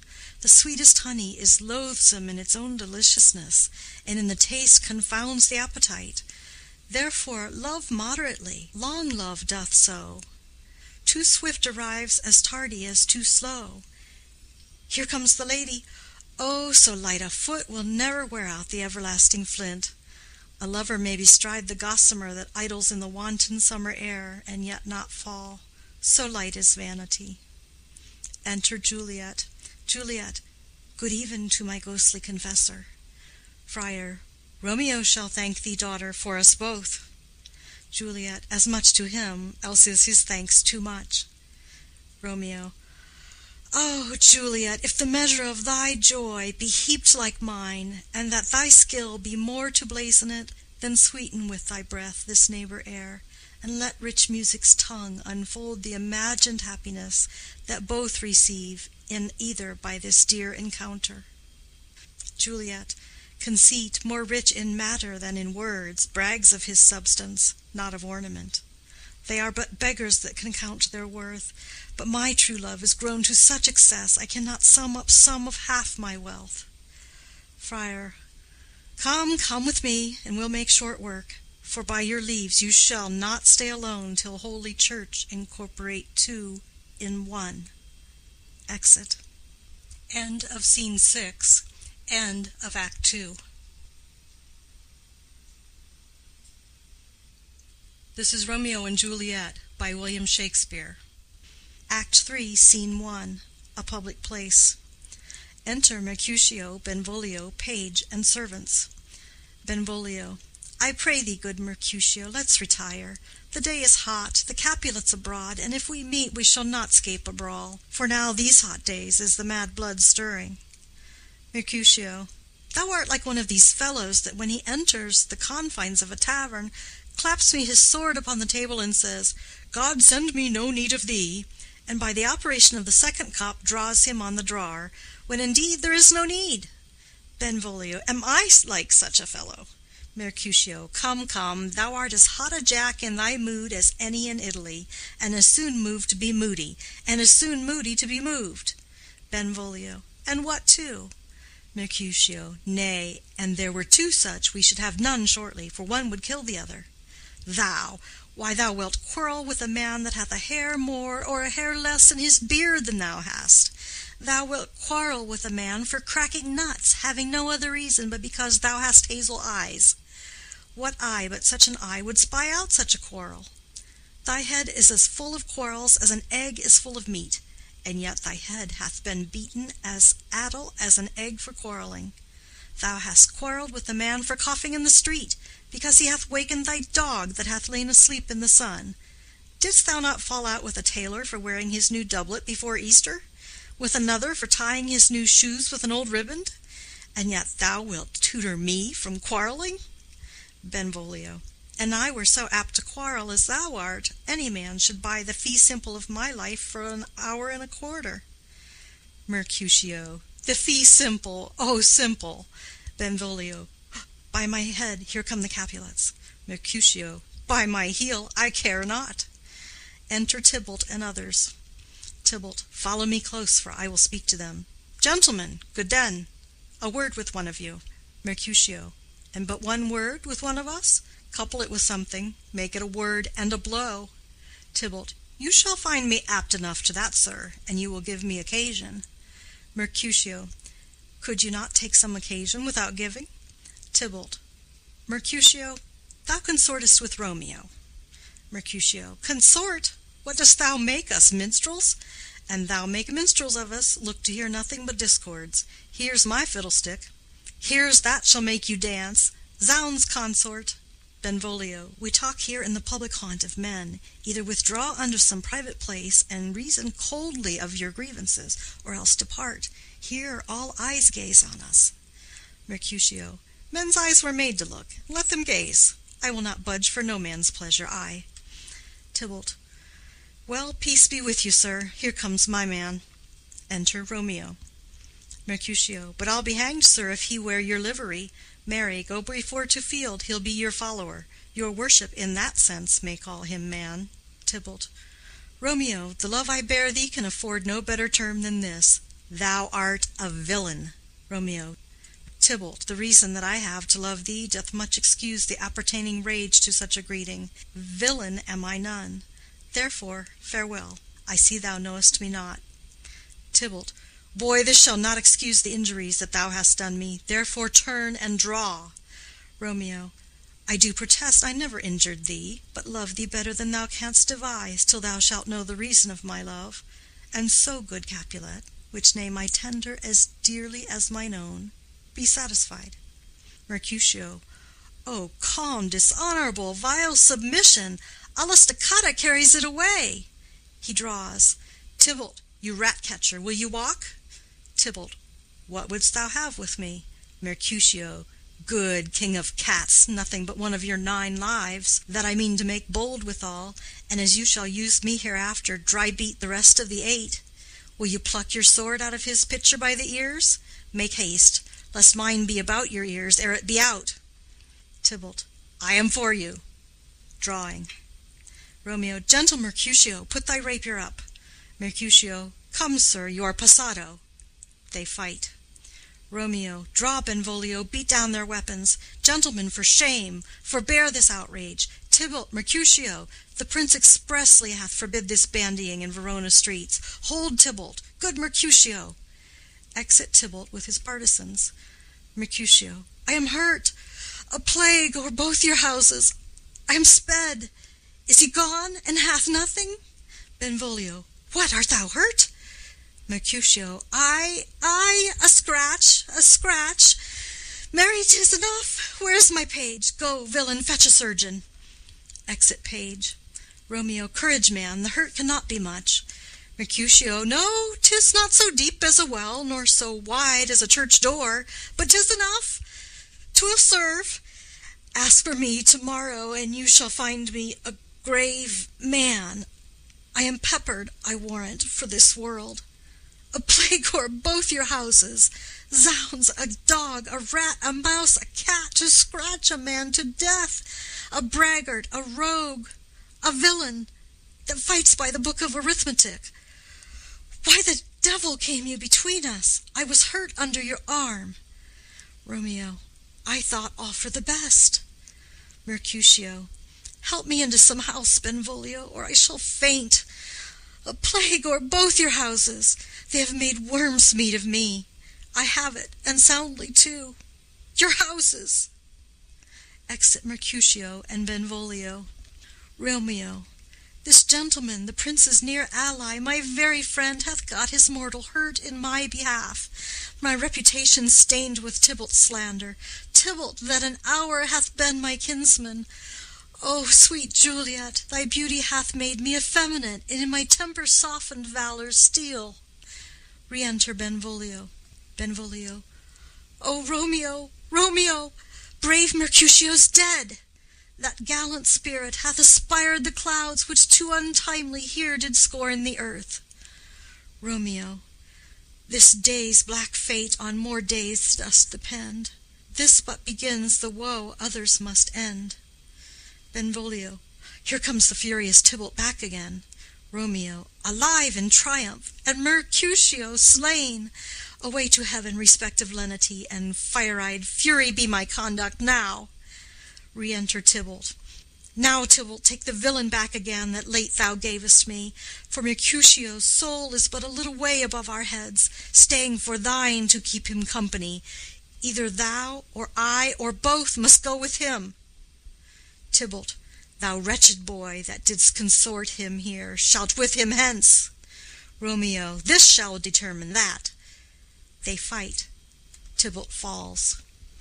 Benvolio. Romeo, away, begone! The citizens are up, and Tybalt slain. Stand not amazed. The prince will doom thee death if thou art taken. Hence, begone, away! Romeo. Oh, I am fortune's fool! Benvolio, why dost thou stay? Exit Romeo. Enter citizens, etc. Citizen 1. Which way ran he that killed Mercutio? Tybalt, that murderer, which way ran he? Benvolio. There lies that Tybalt. Citizen 1. Up, sir, go with me. I charge thee in the prince's name obey. Enter Prince, attended. Montague, Capulet, their wives, and others. Prince. Where are the vile beginners of this fray? Benvolio. O noble prince, I can discover all the unlucky manage of this fatal brawl.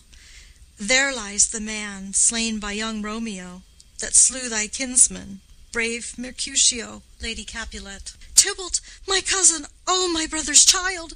O prince, O husband, O the blood is spilled of my dear kinsman! Prince, as thou art true, for blood of ours shed blood of Montague. O cousin, cousin! Prince. Benvolio, who began this bloody fray? Benvolio. Tybalt, here slain, whom Romeo's hand did slay. Romeo, that spoke him fair, bid him bethink how nice the quarrel was, and urged withal your high displeasure.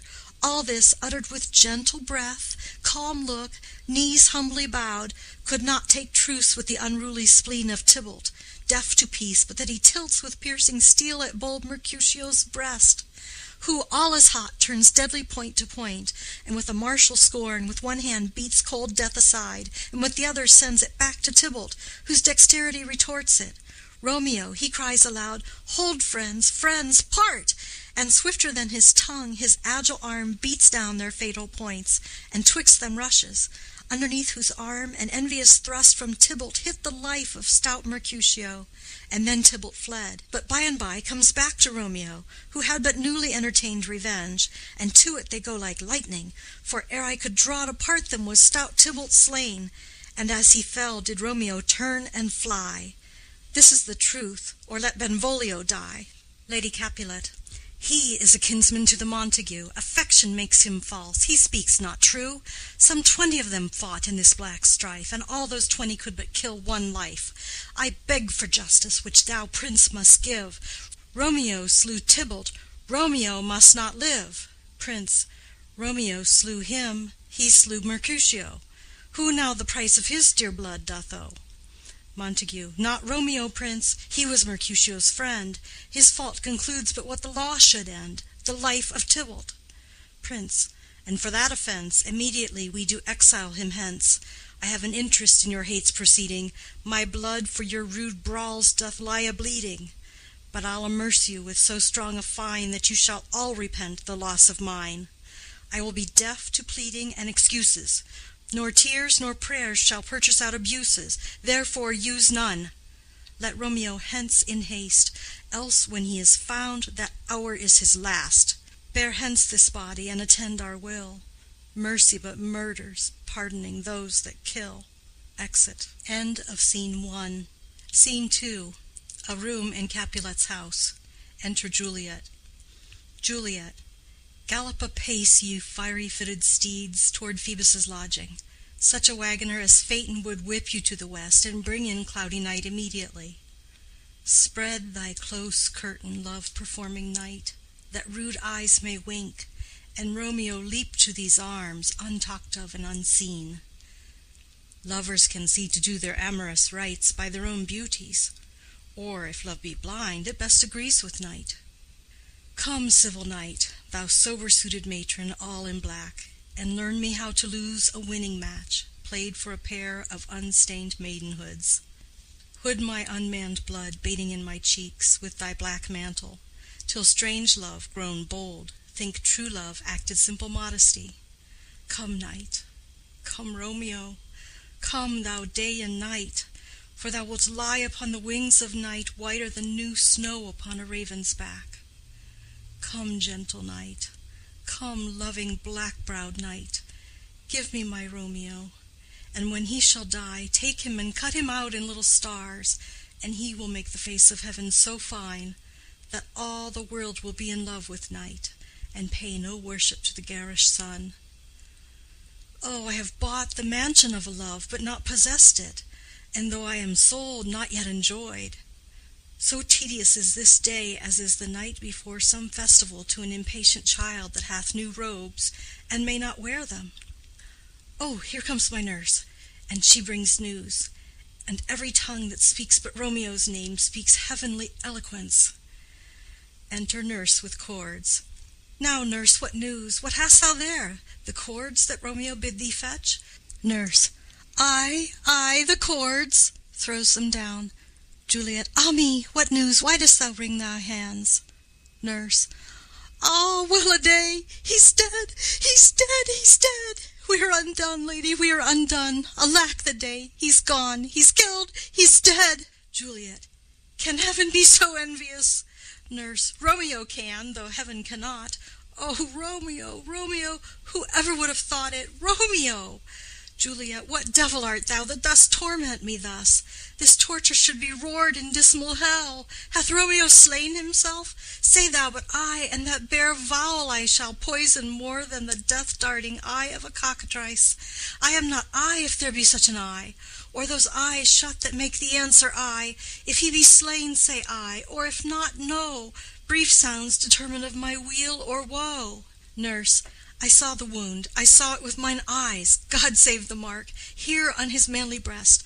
A piteous course, a bloody, piteous course, pale, pale as ashes, all bedaubed in blood, all in gore blood. I swounded at the sight. Juliet. Oh, break my heart. Poor bankrout, break at once. To prison eyes, ne'er look on liberty. Vile earth, to earth resign, end motion here. And thou and Romeo press one heavy bier. Nurse. Oh, Tybalt, Tybalt, the best friend I had. Oh, courteous Tybalt, honest gentleman, that ever I should live to see thee dead. Juliet. What storm is this that blows so contrary? Is Romeo slaughtered, and is Tybalt dead? My dear loved cousin, and my dearer lord? Then, dreadful trumpet, sound the general doom, for who is living if those two are gone? Nurse. Tybalt is gone, and Romeo banished. Romeo that killed him, he is banished. Juliet. Oh God, did Romeo's hand shed Tybalt's blood? Nurse. It did, alas, the day it did. Juliet. Oh, serpent heart, hid with a flowering face, did ever dragon keep so fair a cave? Beautiful tyrant, fiend angelical, dove-feathered raven, wolfish ravening lamb, despised substance of divinest show, just opposite to what thou justly seem'st, a damned saint, an honorable villain. O nature, what hadst thou to do in hell when thou didst bower the spirit of a fiend in mortal paradise of such sweet flesh? Was ever book containing such vile matter so fairly bound? Oh, that deceit should dwell in such a gorgeous palace! Nurse. There is no trust, no faith, no honesty in men. All perjured, all forsworn, all naught, all dissemblers. Ah, where's my man? Give me some aqua vitae. These griefs, these woes, these sorrows make me old. Shame come to Romeo. Juliet. Blistered be thy tongue for such a wish. He was not born to shame. Upon his brow shame is a shame to sit, for 'tis a throne where honor may be crowned, sole monarch of the universal earth. Oh, what a beast was I to chide at him! Nurse. Will you speak well of him that killed your cousin? Juliet. Shall I speak ill of him that is my husband? Ah, poor my lord, what tongue shall smooth thy name when I, thy 3 hours' wife, have mangled it? But wherefore, villain, didst thou kill my cousin? That villain cousin would have killed my husband. Back, foolish tears, back to your native spring. Your tributary drops belong to woe, which you, mistaking, offer up to joy. My husband lives that Tybalt would have slain, and Tybalt's dead that would have slain my husband. All this is comfort. Wherefore weep I then? Some word there was, worser than Tybalt's death, that murdered me. I would forget it fain, but oh, it presses to my memory like damned guilty deeds to sinners' minds. Tybalt is dead, and Romeo banished. That one word banished, hath slain 10,000 Tybalts. Tybalt's death was woe enough, if it had ended there, or if sour woe delights in fellowship, and needly will be ranked with other griefs. Why followed not, when she said Tybalt's dead, thy father or thy mother, nay, or both, which modern lamentation might have moved? but with a rear word following Tybalt's death. Romeo is banished. To speak that word is father, mother, Tybalt, Romeo, Juliet, all slain, all dead. Romeo is banished. There is no end, no limit, measure, bound in that word's death. No words can that woe sound. Where is my father and my mother, nurse? Nurse, weeping and wailing over Tybalt's corse. Will you go to them? I will bring you thither. Juliet, wash they his wounds with tears. Mine shall be spent when theirs are dry for Romeo's banishment. Take up those cords. Poor ropes, you are beguiled, both you and I, for Romeo is exiled.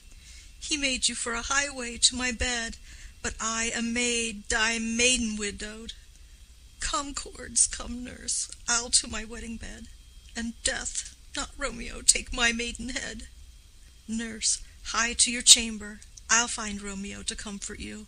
I wot well where he is. Hark ye, your Romeo will be here at night. I'll to him. He is hid at Lawrence's cell. Juliet, oh, find him. Give this ring to my true knight, and bid him come to take his last farewell. Exit. End of Scene 2. Scene 3. Friar Lawrence's cell. Enter Friar Lawrence. Friar.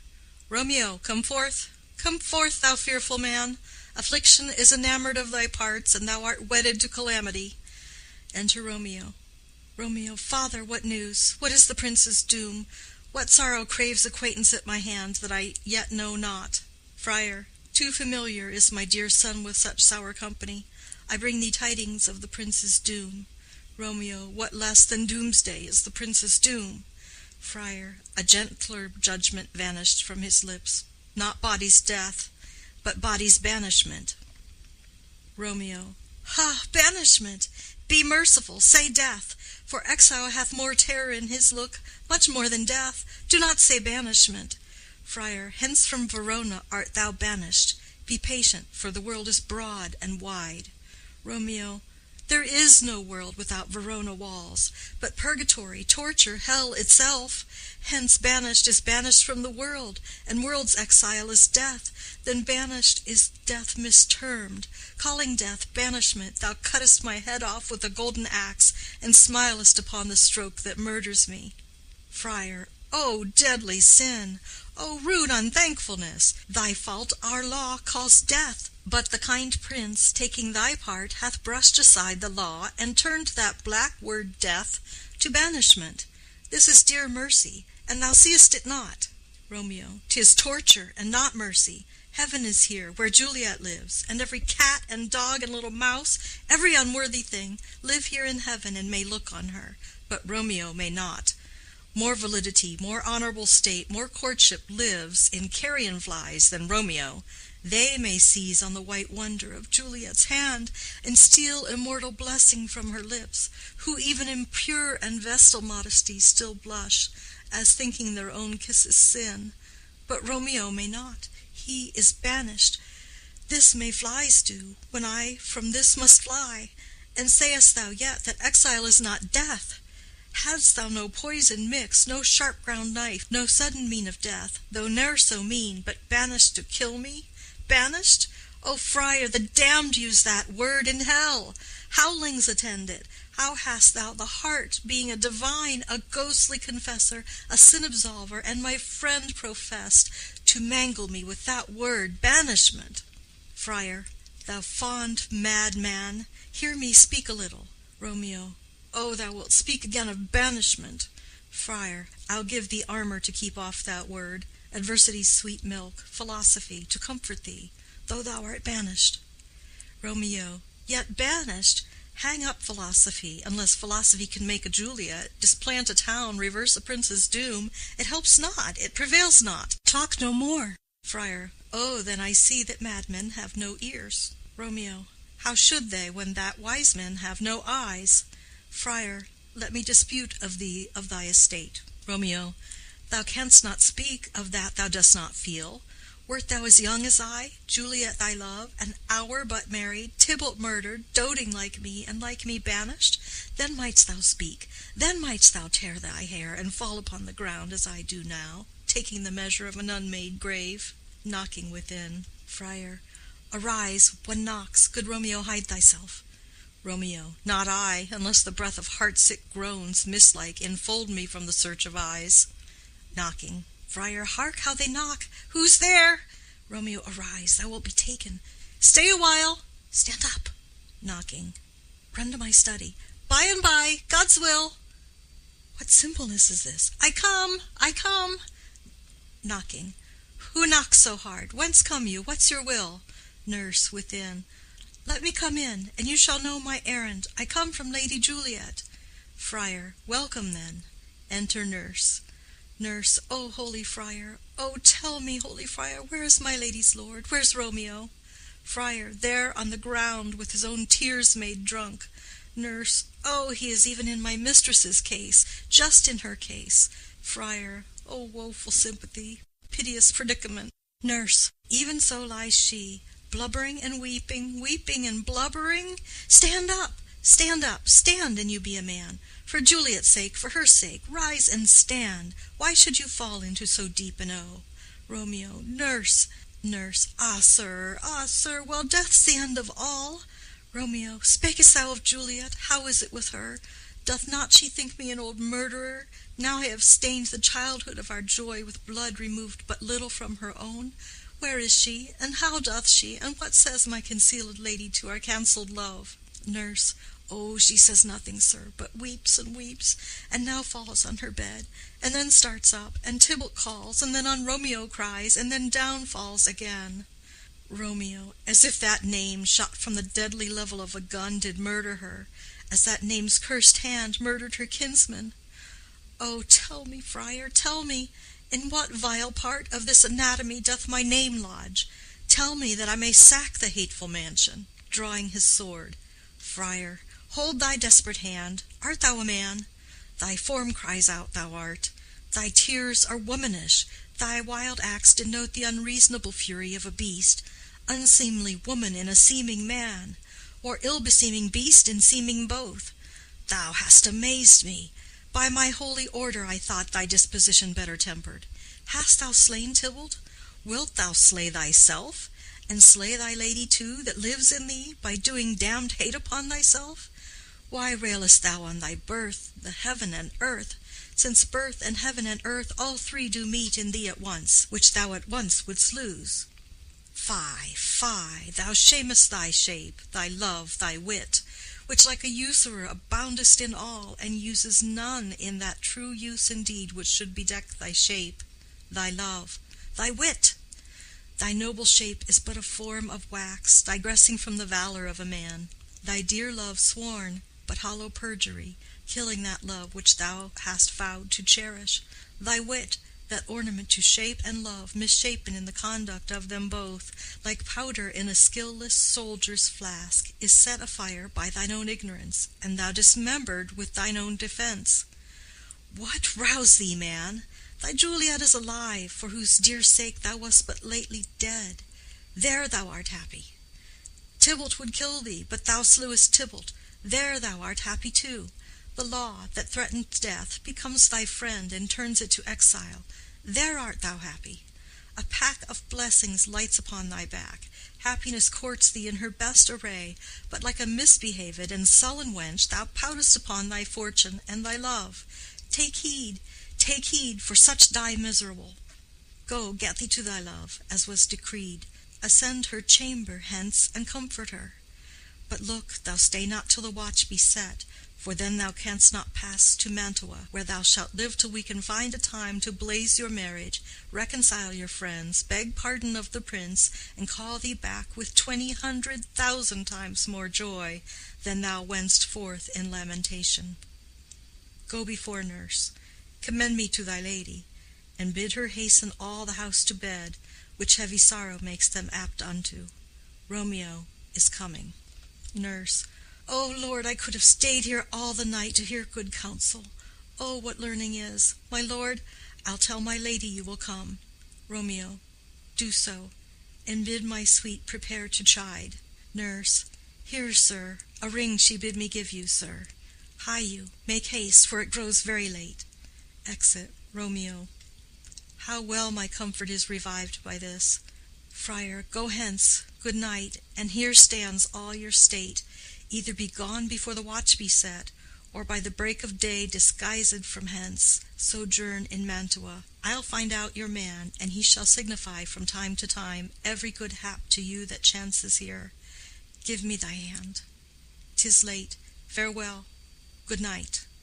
Romeo. But that a joy past joy calls out on me, it were a grief so brief to part with thee. Farewell. Exit. End of Scene 3. Scene 4. A room in Capulet's house. Enter Capulet, Lady Capulet, in Paris. Capulet. Things have fallen out, sir, so unluckily that we have had no time to move our daughter. Look you, she loved her kinsman Tybalt dearly, and so did I.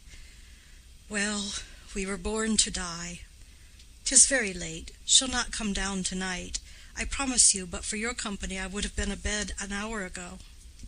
Paris. These times of woe afford no tune to woo. Madam, good night. Commend me to your daughter. Lady Capulet. I will, and know her mind early tomorrow. To-night she's mewed up to her heaviness. Capulet. Sir Paris, I will make a desperate tender of my child's love. I think she will be ruled in all respects by me. Nay, more, I doubt it not. Wife, go you to her ere you go to bed. Acquaint her here of my son Paris's love, and bid her mark you me on Wednesday next. But soft, what day is this? Paris. Monday, my lord. Capulet. Monday. Ha! Well, Wednesday is too soon. Thursday let it be. A Thursday tell her. She shall be married to this noble earl. Will you be ready? Do you like this haste? We'll keep no great ado, a friend or two. For hark you, Tybalt being slain so late, it may be thought we held him carelessly, being our kinsman, if we revel much. Therefore we'll have some 6 friends, and there an end. But what say you to Thursday? Paris. My lord, I would that Thursday were tomorrow. Capulet. Well, get you gone. A Thursday be it then. Go you to Juliet ere you go to bed. Prepare her, wife, against this wedding day. Farewell, my lord. Light to my chamber, ho! Afore me, it is so very, very late that we may call it early by and by. Good night. Exit. Scene 5. An open gallery to Juliet's chamber overlooking the garden. Enter Romeo and Juliet. Juliet. Wilt thou be gone? It is not yet near day. It was the nightingale, and not the lark, that pierced the fearful hollow of thine ear. Nightly she sings on yon pomegranate tree. Believe me, love, it was the nightingale. Romeo. It was the lark, the herald of the morn, no nightingale. Look, love, what envious streaks do lace the severing clouds in yonder east. Night's candles are burnt out, and jocund day stands tiptoe on the misty mountain tops. I must be gone and live, or stay and die. Juliet. Yond light is not daylight, I know it I. It is some meteor that the sun exhales to be to thee this night a torch-bearer, and light thee on the way to Mantua. Therefore stay yet. Thou needest not to be gone. Romeo. Let me be taken, let me be put to death. I am content, so thou wilt have it so. I'll say yon grey is not the morning's eye, 'tis but the pale reflex of Cynthia's brow. Nor that is not the lark whose notes do beat the vaulty heaven so high above our heads. I have more care to stay than will to go. Come, death, and welcome. Juliet wills it so. How is it, my soul? Let's talk. It is not day. Juliet. It is! Hie hence, be gone, away. It is the lark that sings so out of tune, straining the harsh discords and unpleasing sharps. Some say the lark makes sweet division. This doth not so, for she divideth us. Some say the lark and lo, the toad change eyes. Oh, now I would they had changed voices too, since arm from arm that voice doth us affray, hunting thee hence with hunts up to the day. Oh, now be gone. More light and light it grows. Romeo. More light and light, more dark and dark our woes. Enter nurse. Nurse. Madam. Juliet. Nurse? Nurse, your lady mother is coming to your chamber. The day is broke. Be wary. Look about. Exit. Juliet. Then, window, let day in, and let life out. Romeo. Farewell, farewell. One kiss, and I'll descend. Descends. Juliet.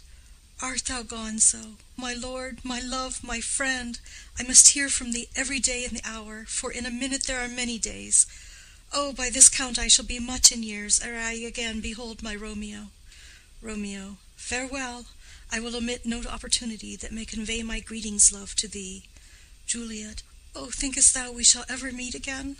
Romeo. I doubt it not. And all these woes shall serve for sweet discourses in our time to come. Juliet. O God, I have an ill-divining soul. Methinks I see thee, now thou art below, as one dead in the bottom of a tomb. Either my eyesight fails, or thou lookest pale. Romeo. And trust me, love, in my eye so do you. Dry sorrow drinks our blood. Adieu, adieu. Exit below. Juliet. O fortune, fortune! All men call thee fickle. If thou art fickle, what dost thou with him that is renowned for faith? Be fickle, fortune, for then I hope thou wilt not keep him long, but send him back. Lady Capulet, within. Ho, daughter, are you up? Juliet. Who is it that calls? Is it my lady mother? Is she not down so late, or up so early? What unaccustomed cause procures her hither? Enter Lady Capulet. Lady Capulet. Why, how now, Juliet? Juliet. Madam, I am not well. Lady Capulet. Evermore weeping for your cousin's death? What, wilt thou wash him from his grave with tears? And if thou couldst not make him live. Therefore have done. Some grief shows much of love, but much of grief shows still some want of wit. Juliet. Yet let me weep for such a feeling loss. Lady Capulet. So shall you feel the loss, but not the friend which you weep for. Juliet. Feeling so the loss, I cannot choose but ever weep the friend. Lady Capulet. Well, girl, thou weepest not so much for his death as that the villain lives which slaughtered him. Juliet. What villain, madam? Lady Capulet. That same villain Romeo. Juliet. Villain and he may be many miles asunder. God pardon him. I do with all my heart, and yet no man like he doth grieve my heart. Lady Capulet. That is because the traitor murderer lives. Juliet. Ay, madam, from the reach of these my hands. Would none but I might venge my cousin's death. Lady Capulet. We will have vengeance for it, fear thou not. Then weep no more. I'll send to one in Mantua, where that same banished runagate doth live, shall give him such an unaccustomed dram that he shall soon keep Tybalt company, and then I hope thou wilt be satisfied. Juliet. Indeed, I never shall be satisfied with Romeo till I behold him dead. Is my poor heart so for a kinsman vexed? Madam, if you could find out but a man to bear a poison, I would temper it, that Romeo should, upon receipt thereof, soon sleep in quiet. Oh, how my heart abhors to hear him named, and cannot come to him, to wreak the love I bore my cousin Tybalt upon his body that hath slaughtered him. Lady Capulet. Find thou the means, and I'll find such a man. But now I'll tell thee joyful tidings, girl. Juliet. And joy comes well in such a needy time. What are they, I beseech your ladyship? Lady Capulet. Well, well, thou hast a careful father, child. One who, to put thee from thy heaviness, hath sorted out a sudden day of joy, that thou expectest not, nor I looked not for. Juliet. Madam, in happy time, what day is that? Lady Capulet. Marry, my child, early next Thursday morn, the gallant young and noble gentleman, the County Paris, at St. Peter's Church, shall happily make thee there a joyful bride. Juliet. Now by St. Peter's Church, and Peter too, he shall not make me there a joyful bride. I wonder at this haste, that I must wed ere he that should be husband comes to woo. I pray you, tell my lord and father, madam, I will not marry yet, and when I do, I swear it shall be Romeo, whom you know I hate, rather than Paris. These are news indeed. Lady Capulet. Here comes your father. Tell him so yourself, and see how he will take it at your hands. Enter Capulet and nurse. Capulet. When the sun sets, the air doth drizzle dew, but for the sunset of my brother's son it rains downright. How now, a conduit girl? What, still in tears? Evermore showering? In one little body thou counterfeitest a bark, a sea, a wind, for still thy eyes, which I may call the sea, to ebb and flow with tears. The bark thy body is, sailing in this salt flood, the winds thy sighs, who raging with thy tears, and they with them, without a sudden calm will overset thy tempest-tossed body. How now, wife? Have you delivered to her our decree? Lady Capulet. Ay, sir, but she will none. She gives you thanks. I would the fool were married to her grave. Capulet. Soft! Take me with you, wife. How, will she none? Doth she not give us thanks? Is she not proud? Doth she not count her blessed, unworthy as she is, that we have wrought so worthy a gentleman to be her bridegroom? Juliet. Not proud you have, but thankful that you have. Proud can I never be of what I hate, but thankful even for hate that is meant love. Capulet. How now, chop logic, what is this? Proud, and I thank you not, and yet not proud? Mistress minion you, thank me no thankings, nor proud me no prouds, but fettle your fine joints against Thursday next to go with Paris to St. Peter's Church, or I will drag thee on a hurdle thither. Out, you green sickness carrion, out, you baggage, you tallow face. Lady Capulet. Fie, what are you, mad? Juliet. Good father, I beseech you on my knees, hear me with patience but to speak a word. Capulet. Hang thee, young baggage, disobedient wretch. I tell thee what, get thee to church on Thursday, or never after look me in the face. Speak not, reply not, do not answer me. My fingers itch. Wife, we scarce thought us blessed that God had lent us but this only child, and now I see this one is one too much, and that we have a curse in having her. Out on her, Hilding. Nurse. God in heaven bless her. You are to blame, my lord, to rate her so. Capulet. And why, my lady Wisdom? Hold your tongue. Good Prudence, smatter with your gossips. Go. Nurse. I speak no treason. Capulet. Oh, God ye good den. Nurse. May not one speak? Capulet. Peace, you mumbling fool. Utter your gravity or a gossip's bowl, for here we need it not. Lady Capulet. You are too hot. Capulet. God's bread, it makes me mad.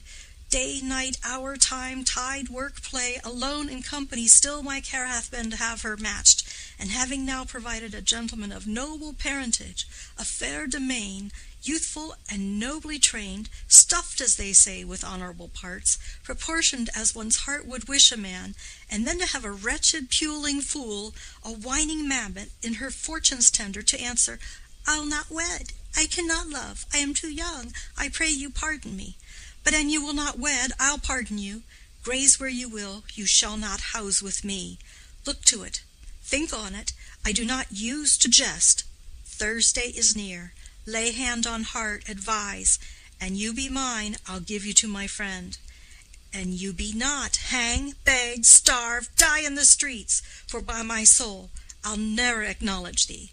For what is mine shall ne'er do thee good. Trust to it, bethink you, I'll not be forsworn. Exit. Juliet. Is there no pity sitting in the clouds that see into the bottom of my grief? O sweet my mother, cast me not away. Delay this marriage for a month, a week, or if you do not, make the bridal bed in that dim monument where Tybalt lies. Lady Capulet. Talk not to me, for I'll not speak a word. Do as thou wilt, for I have done with thee. Exit. Juliet. O God, O nurse, how shall this be prevented? My husband is on earth, my faith in heaven. How shall that faith return again to earth, unless that husband send it me from heaven by leaving earth? Comfort me, counsel me. Alack, that heaven should practice stratagems upon so soft a subject as myself. What sayest thou? Hast thou not a word of joy? Some comfort, nurse. Nurse. Faith, here 'tis. Romeo is banished, and all the world to nothing that he dares ne'er come back to challenge you, or if he do, it needs must be by stealth. Then, since the case so stands as now it doth, I think it best you married with the county. Oh, he's a lovely gentleman. Romeo's a dishclout to him. An eagle, madam, hath not so green, so quick, so fair an eye as Paris hath. Beshrew my very heart, I think you are happy in this second match, for it excels your first, or if it did not, your first is dead, or 'twere as good he were, as living here, and you no use of him. Juliet. Speakest thou this from thy heart? Nurse. And from my soul too, or else beshrew them both. Juliet. Amen. Nurse. What? Juliet. Well, thou hast comforted me marvellous much. Go in and tell my lady I am gone, having displeased my father, to Lawrence's cell, to make confession, and to be absolved. Nurse. Marry, I will, and this is wisely done. Exit. Juliet. Ancient damnation! O most wicked fiend! Is it more sin to wish me thus forsworn, or to dispraise my lord with that same tongue which she hath praised him with above compare so many thousand times? Go, counsellor, thou and my bosom henceforth shall be twain. I'll to the friar to know his remedy. If all else fail, myself have power to die. Exit. End of Scene 5. End of Act 3. This is Romeo and Juliet by William Shakespeare. Act 4, Scene 1. Friar Lawrence's cell. Enter Friar Lawrence and Paris. Friar. On Thursday, sir. The time is very short. Paris. My father Capulet will have it so, and I am nothing slow to slack his haste. Friar. You say you do not know the lady's mind. Uneven is the course. I like it not. Paris. Immoderately she weeps for Tybalt's death, and therefore have I little talked of love, for Venus smiles not in a house of tears. Now, sir, her father counts it dangerous that she do give her sorrow so much sway, and in his wisdom hastes our marriage, to stop the inundation of her tears, which, too much minded by herself alone, may be put from her by society. Now do you know the reason of this haste? Friar. Aside. I would I knew not why it should be slowed. Look, sir, here comes the lady toward my cell. Enter Juliet. Paris. Happily met, my lady and my wife. Juliet. That may be, sir, when I may be a wife. Paris. That may be must be, love, on Thursday next. Juliet. What must be shall be. Friar. That's a certain text. Paris. Come you to make confession to this father? Juliet. To answer that, I should confess to you. Paris. Do not deny to him that you love me. Juliet. I will confess to you that I love him. Paris. So will ye, I am sure, that you love me. Juliet. If I do so, it will be of more price, being spoke behind your back than to your face. Paris. Poor soul, thy face is much abused with tears. Juliet. The tears have got small victory by that, for it was bad enough before their spite. Paris. Thou wrong'st it more than tears with that report. Juliet. That is no slander, sir, which is a truth, and what I spake it to my face. Paris. Thy face is mine, and thou hast slandered it. Juliet. It may be so, for it is not mine own. Are you at leisure, holy father, now, or shall I come to you at evening mass? Friar. My leisure serves me, pensive daughter, now. My lord, we must entreat the time alone. Paris. God shield I should disturb devotion. Juliet. On Thursday early will I rouse you. Till then, adieu, and keep this holy kiss. Exit. Juliet. Oh, shut the door, and when thou hast done so, come weep with me, past hope, past cure, past help. Friar. Ah, Juliet, I already know thy grief. It strains me past the compass of my wits. I hear thou must, and nothing may prorogue it, on Thursday next be married to this county. Juliet. Tell me not, friar, that thou hearest of this, unless thou tell me how I may prevent it. If in thy wisdom thou canst give no help, do thou but call my resolution wise, and with this knife I'll help it presently. God joined my heart and Romeo's, thou our hands, and ere this hand by thee to Romeo's sealed shall be the label to another deed, or my true heart with treacherous revolt turn to another, this shall slay them both. Therefore, out of thy long experienced time, give me some present counsel, or behold, twixt my extremes and me this bloody knife shall play the empire, arbitrating that which the commission of thy years and art could to no issue of true honor bring. Be not so long to speak. I long to die, if what thou speakest speak not of remedy. Friar. Hold, daughter, I do spy a kind of hope, which craves as desperate an execution as that is desperate which we would prevent. If, rather than to marry County Paris, thou hast the strength of will to slay thyself, then it is likely thou wilt undertake a thing like death, to chide away this shame, that couples with death himself to scape from it, and if thou darest, I'll give thee remedy. Juliet. Oh, bid me leap rather than marry Paris from off the battlements of yonder tower, or walk in thievish ways, or bid me lurk where serpents are, chain me with roaring bears, or shut me nightly in a charnel house, or covered quite with dead men's rattling bones, with reeky shanks and yellow chapless skulls, or bid me go into a new-made grave and hide me with a dead man in his shroud, things that to hear them told have made me tremble, and I will do it without fear or doubt, to live an unstained wife to my sweet love. Friar, hold then. Go home, be merry, give consent to marry Paris. Wednesday is tomorrow. Tomorrow night look that thou lie alone. Let not thy nurse lie with thee in thy chamber. Take thou this vial, being then in bed, and this distilled liquor drink thou off, when presently through all thy veins shall run a cold and drowsy humour, for no pulse shall keep his native progress, but surcease. No warmth, no breath shall testify thou livest. The roses in thy lips and cheeks shall fade to paly ashes. Thy eyes' windows fall like death when he shuts up the day of life. Each part deprived of supple government shall, stiff and stark and cold, appear like death. And in this borrowed likeness of shrunk death thou shalt continue 42 hours, and then awake as from a pleasant sleep. Now, when the bridegroom in the morning comes to rouse thee from thy bed, there art thou dead. Then, as the manner of our country is, in thy best robes, uncovered, on the bier, thou shalt be borne to that same ancient vault, where all the kindred of the Capulets lie.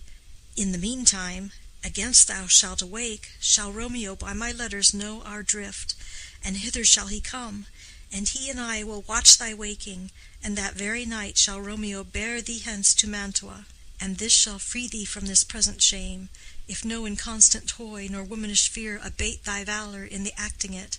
Juliet, give me, oh, tell not me of fear. Friar, hold, get you gone, be strong and prosperous in this resolve. I'll send a friar with speed to Mantua with my letters to thy lord. Juliet, love give me strength, and strength shall help afford. Farewell, dear father. Exit. End of Scene 1. Scene 2. Hall in Capulet's house. Enter Capulet, Lady Capulet, nurse, and servants. Capulet. So many guests invite as here are writ. Exit first servant. Sirrah, go hire me 20 cunning cooks. Second servant. You shall have none ill, sir, for I'll try if they can lick their fingers. Capulet. How canst thou try them so? Second servant. Marry, sir, 'tis an ill cook that cannot lick his own fingers. Therefore he that cannot lick his fingers goes not with me. Capulet. Go, be gone. Exit second servant.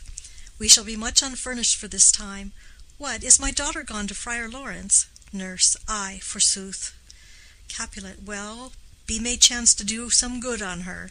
A peevish, self-willed harlotry it is. Nurse. See where she comes from shrift with merry look. Enter Juliet. Capulet. How now, my headstrong? Where have you been gadding? Juliet. Where I have learned me to repent the sin of disobedient opposition to you and your behests, and am enjoined by holy Lawrence to fall prostrate here, to beg your pardon. Pardon, I beseech you. Henceforward I am ever ruled by you. Capulet. Send for the county. Go tell him of this. I'll have this knot knit up tomorrow morning. Juliet. I met the youthful lord at Lawrence's cell, and gave him what becomed love I might, not stepping o'er the bounds of modesty. Capulet. Why, I am glad on it. This is well. Stand up. This is as it should be. Let me see the county. Ay, marry, go, I say, and fetch him hither. Now, afore God, this revered holy friar, all our whole city is much bound to him. Juliet. Nurse, will you go with me into my closet to help me sort such needful ornaments as you think fit to furnish me tomorrow?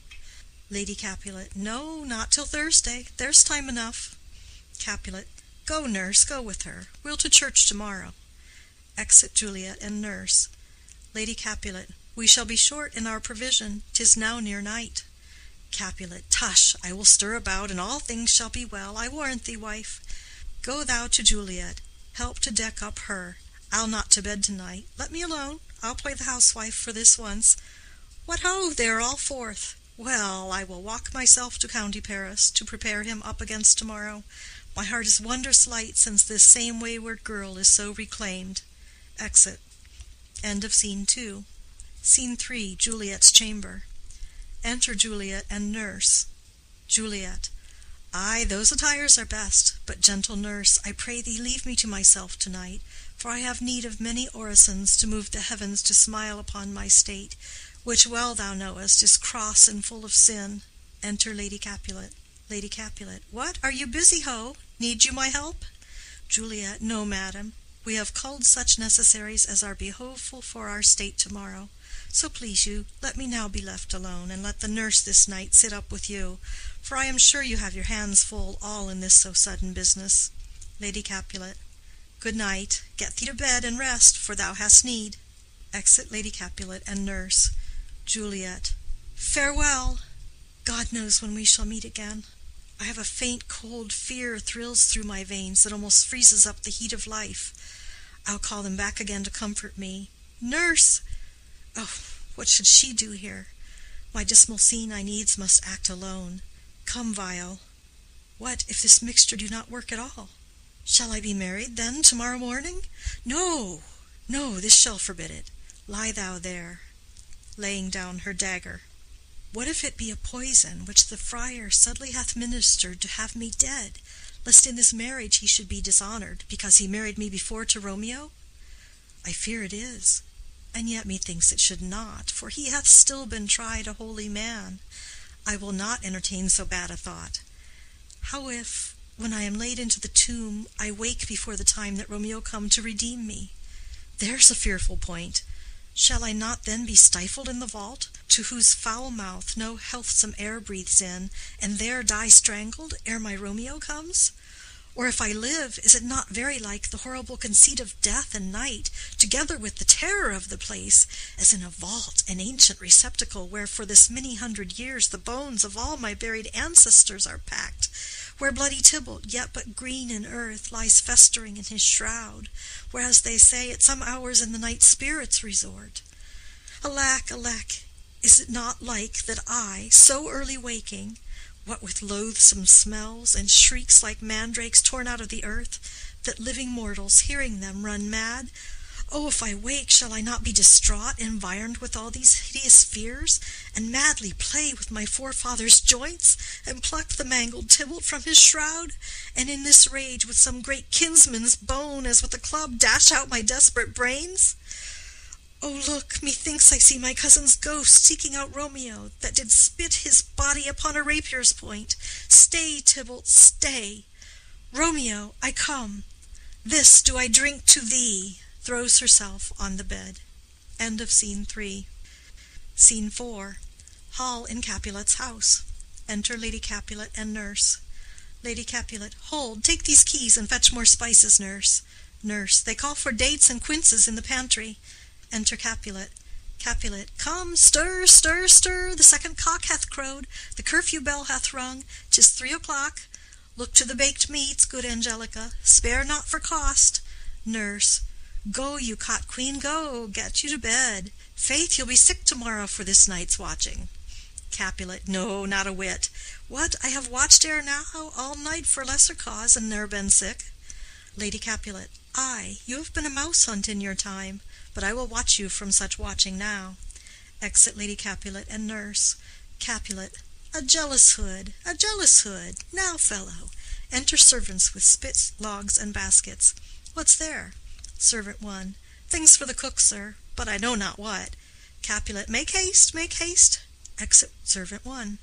Sirrah, fetch drier logs. Call Peter, he will show thee where they are. Second Servant. I have a head, sir, that will find out logs, and never trouble Peter for the matter.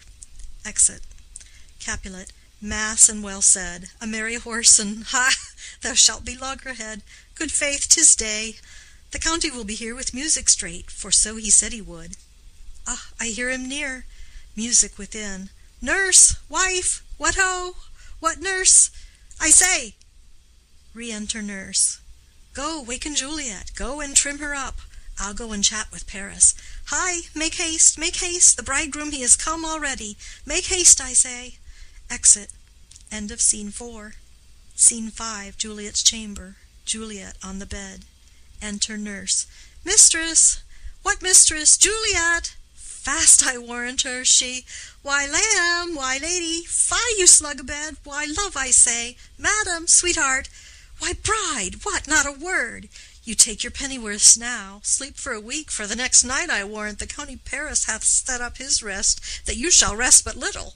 God forgive me, Mary and amen, how sound is she asleep! I must needs wake her.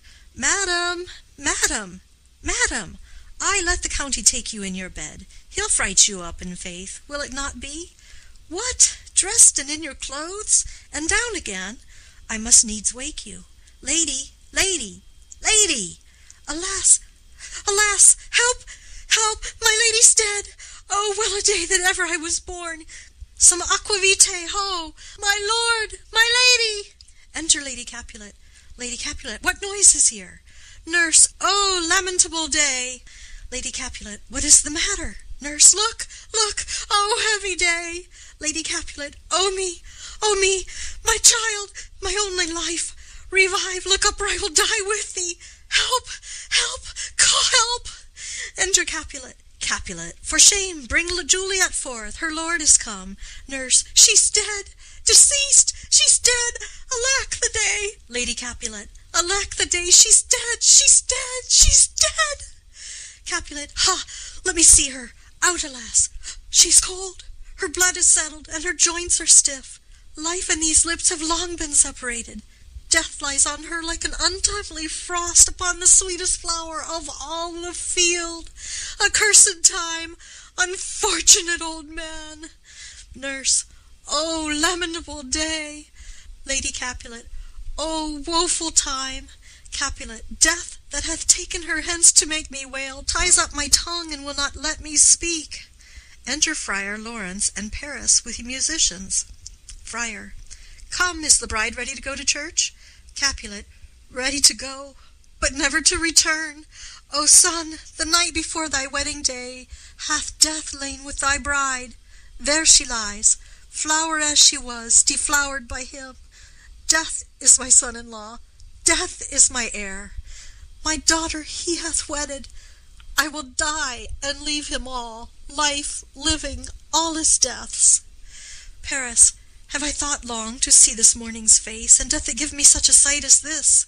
Lady Capulet, accursed, unhappy, wretched, hateful day, most miserable hour that e'er time saw in lasting labor of his pilgrimage. But one poor and loving child, and one thing to rejoice and solace in, and cruel death hath catched it from my sight. Nurse, oh woe, oh woeful, woeful, woeful day! Most lamentable day, most woeful day that ever I did yet behold. O day, O day, O day, O hateful day! Never was seen so black a day as this. O woeful day, O woeful day! Paris, beguiled, divorced, wronged, spited, slain, most detestable death by thee beguiled, by cruel, cruel thee quite overthrown. O love, O life, not life, but love in death.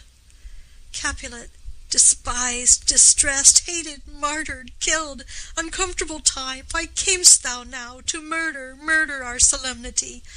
O child, my soul, and not my child, dead art thou, dead! Alack, my child is dead, and with my child my joys are buried. Friar, peace, ho! For shame, confusion's cure lives not in these confusions.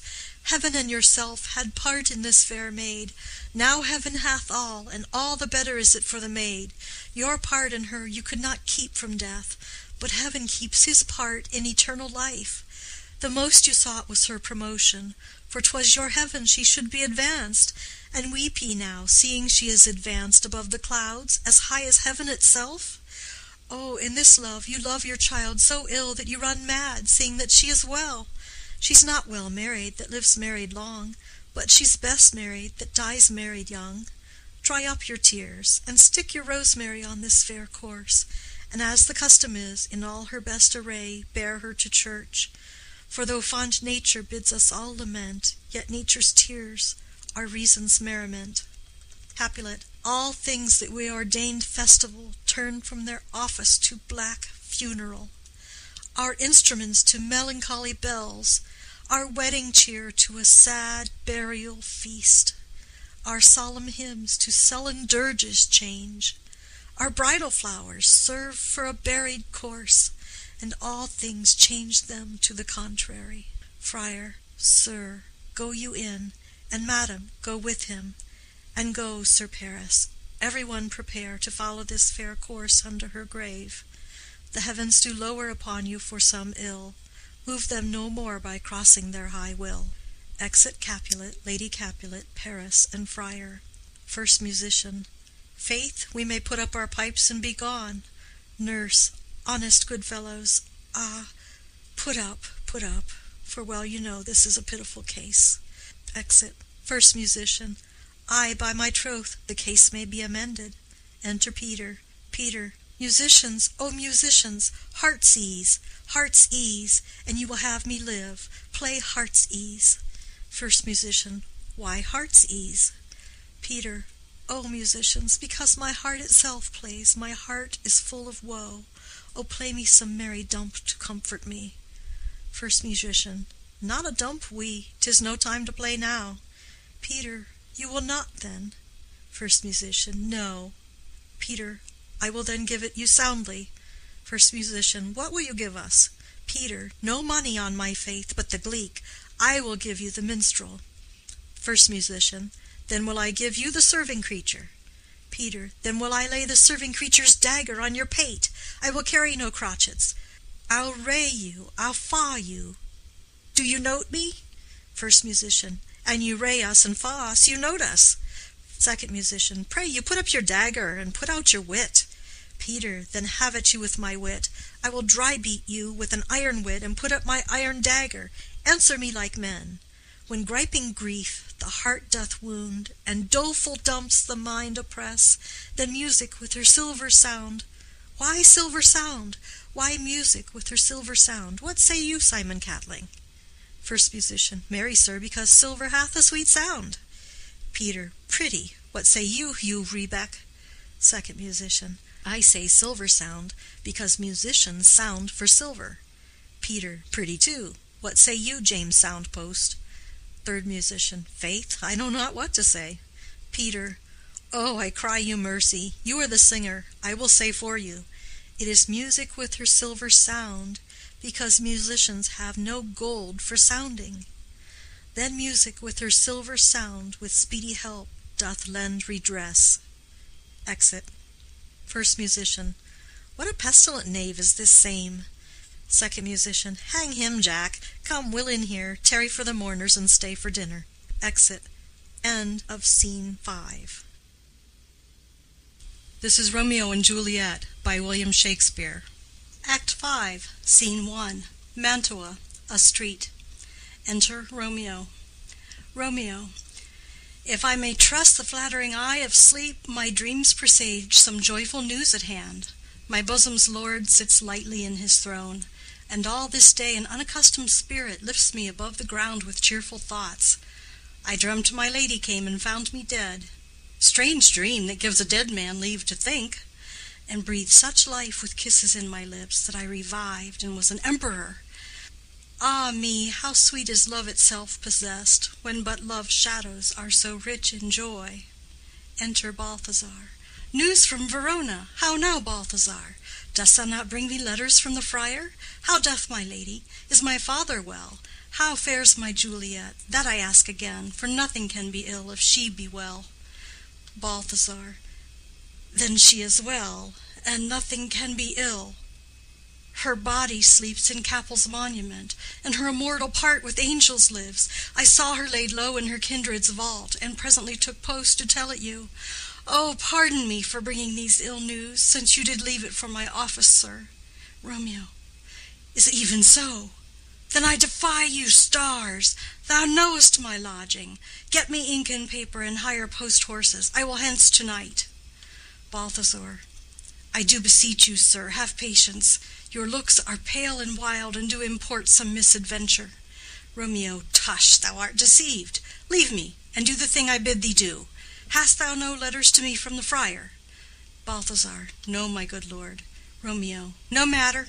Get thee gone, and hire those horses. I'll be with thee straight. Exit Balthazar. Well, Juliet, I will lie with thee to-night. Let's see for means. O mischief, thou art swift to enter in the thoughts of desperate men. I do remember an apothecary, and hereabouts he dwells, which late I noted in tattered weeds, with overwhelming brows, calling of simples. Meager were his looks, sharp misery had worn him to the bones. And in his needy shop a tortoise hung, and alligator stuffed, and other skins of ill-shaped fishes, and about his shelves a beggarly account of empty boxes, green earthen pots, bladders and musty seeds, remnants of pack-thread and old cakes of roses, were thinly scattered to make up a show. Noting this penury to myself, I said, "And if a man did need a poison now, whose sale is present death in Mantua, here lives a caitiff wretch would sell it him." Oh, this same thought did but forerun my need, and this same needy man must sell it me. As I remember, this should be the house. Being holiday, the beggar's shop is shut. What, ho, apothecary! Enter apothecary. Apothecary. Who calls so loud? Romeo. Come hither, man. I see that thou art poor. Hold, there is 40 ducats. Let me have a dram of poison, such soon-speeding gear as will disperse itself through all the veins, that the life-wearied taker might fall dead, and that the trunk may be discharged of breath, as violently as hasty powder, furred, doth hurry from the fatal cannon's womb. Apothecary. Such mortal drugs I have, but Mantua's law is death to any he that utters them. Romeo. Art thou so bare and full of wretchedness, and fierce to die? Famine is in thy cheeks, need and oppression starveth in thine eyes, contempt and beggary hangs upon thy back. The world is not thy friend, nor the world's law. The world affords no law to make thee rich. Then be not poor, but break it, and take this. Apothecary. My poverty, but not my will, consents. Romeo. I pay thy poverty, and not thy will. Apothecary. Put this in any liquid thing you will, and drink it off, and if you had the strength of 20 men, it would dispatch you straight. Romeo. There is thy gold. Worse poison to men's souls, doing more murders in this loathsome world than these poor compounds that thou mayest not sell. I sell thee poison, thou hast sold me none. Farewell. Buy food and get thyself in flesh. Come, cordial and not poison, go with me to Juliet's grave, for there must I use thee. Exit. End of Scene 1. Scene 2. Friar Lawrence's cell. Enter Friar John. Friar John. Holy Franciscan friar, brother, ho! Enter Friar Lawrence. Friar Lawrence. This same should be the voice of Friar John. Welcome from Mantua. What says Romeo? Or if his mind be writ, give me his letter. Friar John. Going to find a barefoot brother out, one of our order, to associate me, here in this city visiting the sick, and finding him, the searchers of the town, suspecting that we both were in a house where the infectious pestilence did reign, sealed up the doors, and would not let us forth, so that my speed to Mantua there was stayed. Friar Lawrence. Who bare my letter then to Romeo? Friar John. I could not send it. Here it is again, nor get a messenger to bring it thee, so fearful were they of infection. Friar Lawrence. Oh, unhappy fortune! By my brotherhood, the letter was not nice, but full of charge of dear import, and in neglecting it may do much danger. Friar John, go hence. Get me an iron crow, and bring it straight unto my cell. Friar John. Brother, I'll go and bring it thee. Exit. Friar Lawrence. Now must I to the monument alone. Within this 3 hours will fair Juliet wake. She will beshrew me much that Romeo hath no notice of these accidents, but I will write again to Mantua, and keep her at my cell till Romeo come. Poor living corse, closed in a dead man's tomb. Exit. End of Scene 2. Scene 3. A churchyard. In it a monument belonging to the Capulets. Enter Paris and his page bearing flowers and a torch. Paris. Give me thy torch, boy, hence and stand aloof. Yet put it out, for I would not be seen. Under yon yew tree lay thee all along, holding thine ear close to the hollow ground, so shall no foot upon the churchyard tread. being loose, unfirm with digging up of graves, but thou shalt hear it. Whistle then to me, as signal that thou hearest something approach. Give me those flowers. Do as I bid thee. Go. Page, aside. I am almost afraid to stand alone here in the churchyard. Yet I will adventure. Retires. Paris, sweet flower, with flowers thy bridal bed I strew. O woe! Thy canopy is dust and stones, which with sweet water nightly I will dew. Or, wanting that, with tears distilled by moans, the obsequies that I for thee will keep, nightly shall be to strew thy grave and weep. The page whistles. The boy gives warning something doth approach. What cursed foot wanders this way tonight, to cross my obsequies and true love's right? What? With a torch? Muffle me, night, awhile. Retires. Enter Romeo and Balthazar, with a torch, mattock, etc. Romeo. Give me that mattock and the wrenching iron. Hold, take this letter. Early in the morning see thou deliver it to my lord and father. Give me the light. Upon thy life I charge thee, whate'er thou hearest or seest, stand all aloof and do not interrupt me in my course. Why I descend into this bed of death is partly to behold my lady's face, but chiefly to take thence from her dead finger a precious ring, a ring that I must use in dear employment. Therefore hence be gone. But if thou, jealous, dost return to pry in what I further shall intend to do, by heaven I will tear thee joint by joint, and strew this hungry churchyard with thy limbs. The time and my intents are savage wild, more fierce and more inexorable far than empty tigers or the roaring sea. Balthazar. I will be gone, sir, and not trouble you. Romeo.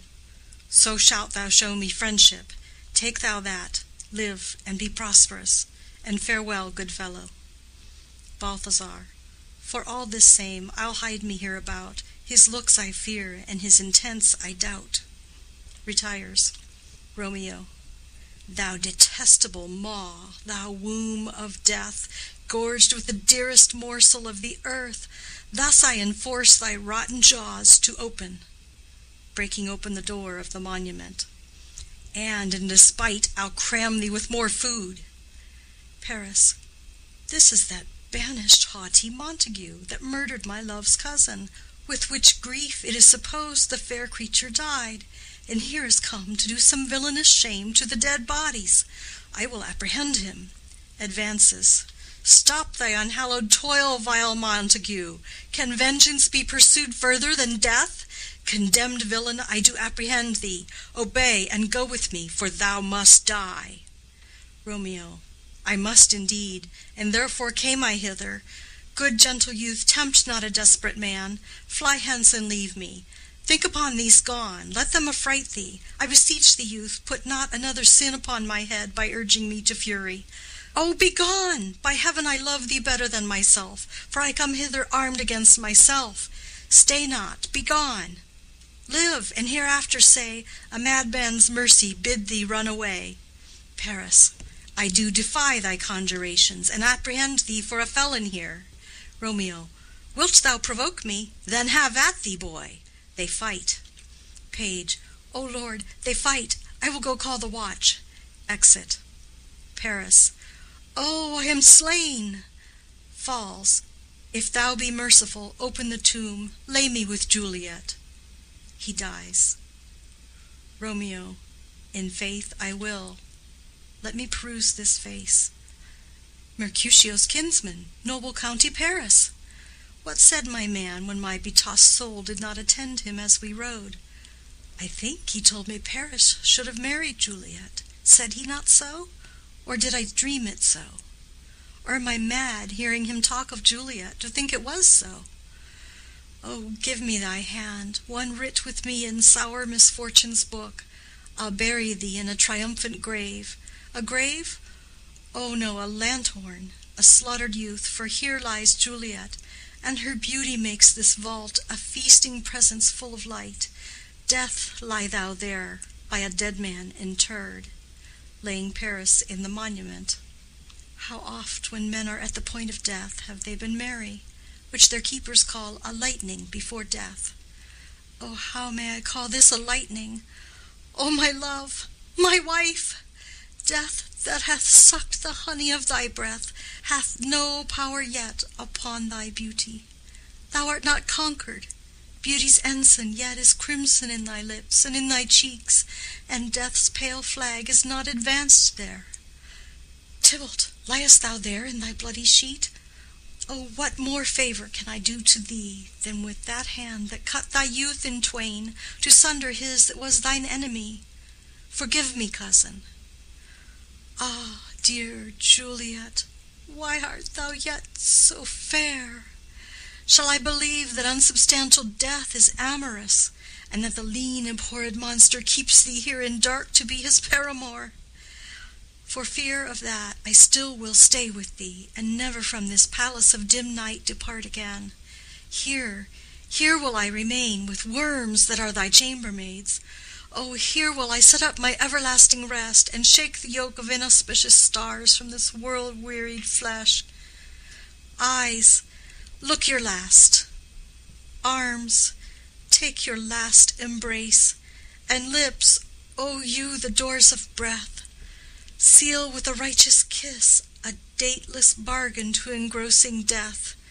Come, bitter conduct, come, unsavory guide, thou desperate pilot, now at once run on the dashing rocks thy seasick weary bark. Here's to my love. He drinks. O true apothecary, thy drugs are quick. Thus, with a kiss, I die. He dies. Enter at the other end of the churchyard Friar Lawrence with a lantern, crow, and spade. Friar. St. Francis be my speed! How oft to-night have my old feet stumbled at graves! Who's there? Who is it that consorts so late the dead? Balthazar. Here's one, a friend, and one that knows you well. Friar. Bliss be upon you. Tell me, good my friend, what torch is yond that vainly lends his light to grubs and eyeless skulls? As I discern, it burneth in the capel's monument. Balthazar. It doth so, holy sir. There's my master, one that you love. Friar. Who is it? Balthazar. Romeo. Friar. How long hath he been there? Balthazar. Full half an hour. Friar. Go with me to the vault. Balthazar. I dare not, sir. My master knows not but I am gone hence, and fearfully did menace me with death if I did stay to look on his intents. Friar. Stay then, I'll go alone. Fear comes upon me. Oh, much I fear some ill unlucky thing. Balthazar. As I did sleep under this yew tree here, I dreamt my master and another fought, and that my master slew him. Friar. Romeo! Advances. Alack, alack, what blood is this which stains the stony entrance of this sepulchre? What means these masterless and gory swords to lie discolored by this place of peace? Enters the monument. Romeo! O pale! Who else? What? Paris too, and steeped in blood. Ah, what an unkind hour is guilty of this lamentable chance! The lady stirs. Juliet wakes and stirs. Juliet. O comfortable friar, where is my lord? I do remember well where I should be, and there I am. Where is my Romeo? Noise within. Friar. I hear some noise. Lady, come from that nest of death, contagion, and unnatural sleep. A greater power than we can contradict hath thwarted our intents. Come, come away. Thy husband in thy bosom there lies dead, and Paris too. Come, I'll dispose of thee among a sisterhood of holy nuns. Stay not to question, for the watch is coming. Come, go, good Juliet. Noises within. I dare no longer stay. Juliet. Go, get thee hence, for I will not away. Exit Friar Lawrence. What's here? A cup, closed in my true love's hand. Poison, I see, hath been his timeless end. O churl, drink all, and left no friendly drop to help me after. I will kiss thy lips. Haply some poison yet doth hang on them, to make me die with a restorative. Kisses him. Thy lips are warm. First watch, within. Lead, boy, which way? Juliet. Yea, noise? Then I'll be brief. O happy dagger, snatching Romeo's dagger, this is thy sheath. Stabs herself. There rest, and let me die. Falls on Romeo's body, and dies. Enter watch, with the page of Paris. Page. This is the place, there where the torch doth burn. First watch. The ground is bloody. Search about the churchyard. Go, some of you, whoe'er you find, attach. Exeunt some of the watch. Pitiful sight! Here lies the county slain, and Juliet bleeding, warm and newly dead, who here hath lain this 2 days buried. Go tell the prince, run to the Capulets, raise up the Montagues, some others search. Exit others of the watch. We see the ground whereon these woes do lie, but the true ground of all these piteous woes we cannot without circumstance descry. Re-enter some of the watch with Balthazar. Second watch. Here's Romeo's man. We found him in the churchyard. First watch. Hold him in safety till the prince come hither. Re-enter others of the watch with Friar Lawrence. Third watch. Here is a friar that trembles, sighs, and weeps. We took this mattock and this spade from him as he was coming from this churchyard side. First watch. A great suspicion. Stay the friar too. Enter the prince and attendants. Prince. What misadventure is so early up that calls our person from our morning's rest? Enter Capulet, Lady Capulet, and others. Capulet. What should it be that they so shriek abroad? Lady Capulet. The people in the street cry Romeo, some Juliet, and some Paris, and all run with open outcry toward our monument. Prince. What fear is this which startles in our ears? First watch. Sovereign. Here lies the county Paris slain, and Romeo dead, and Juliet dead before, warm and new killed. Prince. Search, seek, and know how this foul murder comes. First watch. Here is a friar and slaughtered Romeo's man, with instruments upon them fit to open these dead men's tombs. Capulet. O heaven, O wife, look how our daughter bleeds. This dagger hath mistaken. For lo, his house is empty on the back of Montague, and it missheathed in my daughter's bosom. Lady Capulet. O me, this sight of death is as a bell that warns my old age to a sepulchre. Enter Montague and others. Prince. Come, Montague, for thou art early up, to see thy son and heir more early down. Montague. Alas, my liege, my wife is dead to-night. Grief of my son's exile hath stopped her breath. What further woe conspires against mine age? Prince. Look, and thou shalt see. Montague. O thou untaught, what manners is in this, to press before thy father to a grave? Prince. Seal up the mouth of outrage for a while, till we can clear these ambiguities, and know their spring, their head, their true descent, and then will I be general of your woes, and lead you even to death. Meantime forbear, and let mischance be slave to patience. Bring forth the parties of suspicion. Friar. I am the greatest, able to do least, yet most suspected, as the time and place doth make against me of this direful murder. And here I stand, both to impeach and purge myself condemned and myself excused. Prince. Then say at once what thou dost know in this. Friar. I will be brief, for my short date of breath is not so long as is a tedious tale. Romeo, there dead, was husband to that Juliet, and she, there dead, that Romeo's faithful wife. I married them, and their stolen marriage day was Tybalt's doomsday, whose untimely death banished the new-made bridegroom from this city, for whom, and not for Tybalt, Juliet pined. You, to remove that siege of grief from her, betrothed, and would have married her perforce to county Paris. Then comes she to me, and with wild looks bid me devise some means to rid her from this second marriage, or in my cell there she would kill herself. Then gave I her, so tutored by my art, a sleeping potion, which so took effect as I intended, for it wrought on her the form of death. Meantime I writ to Romeo that he should hither come as this dire night, to help to take her from her borrowed grave, being the time the potion's force should cease. But he which bore my letter, Friar John, was stayed by accident, and yesternight returned my letter back.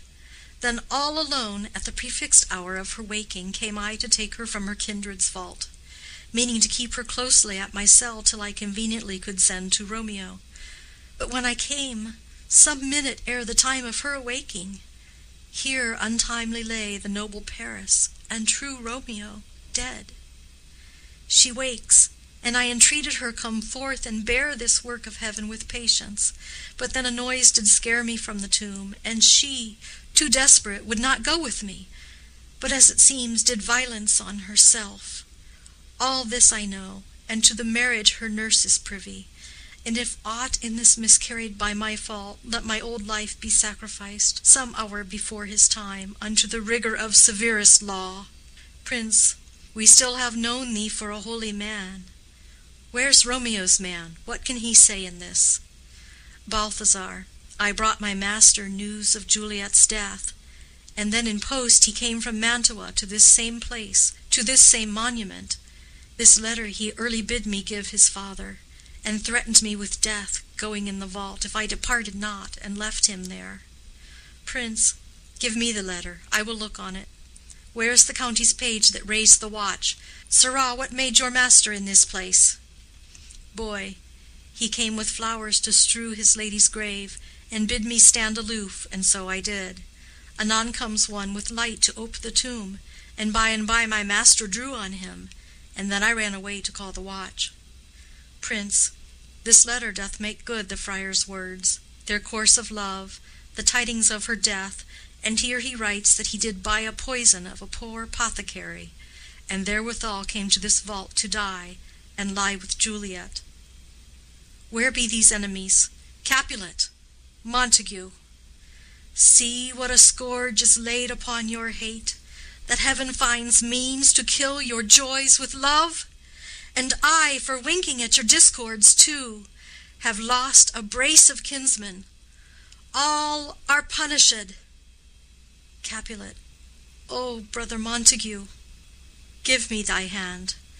This is my daughter's jointure, for no more can I demand.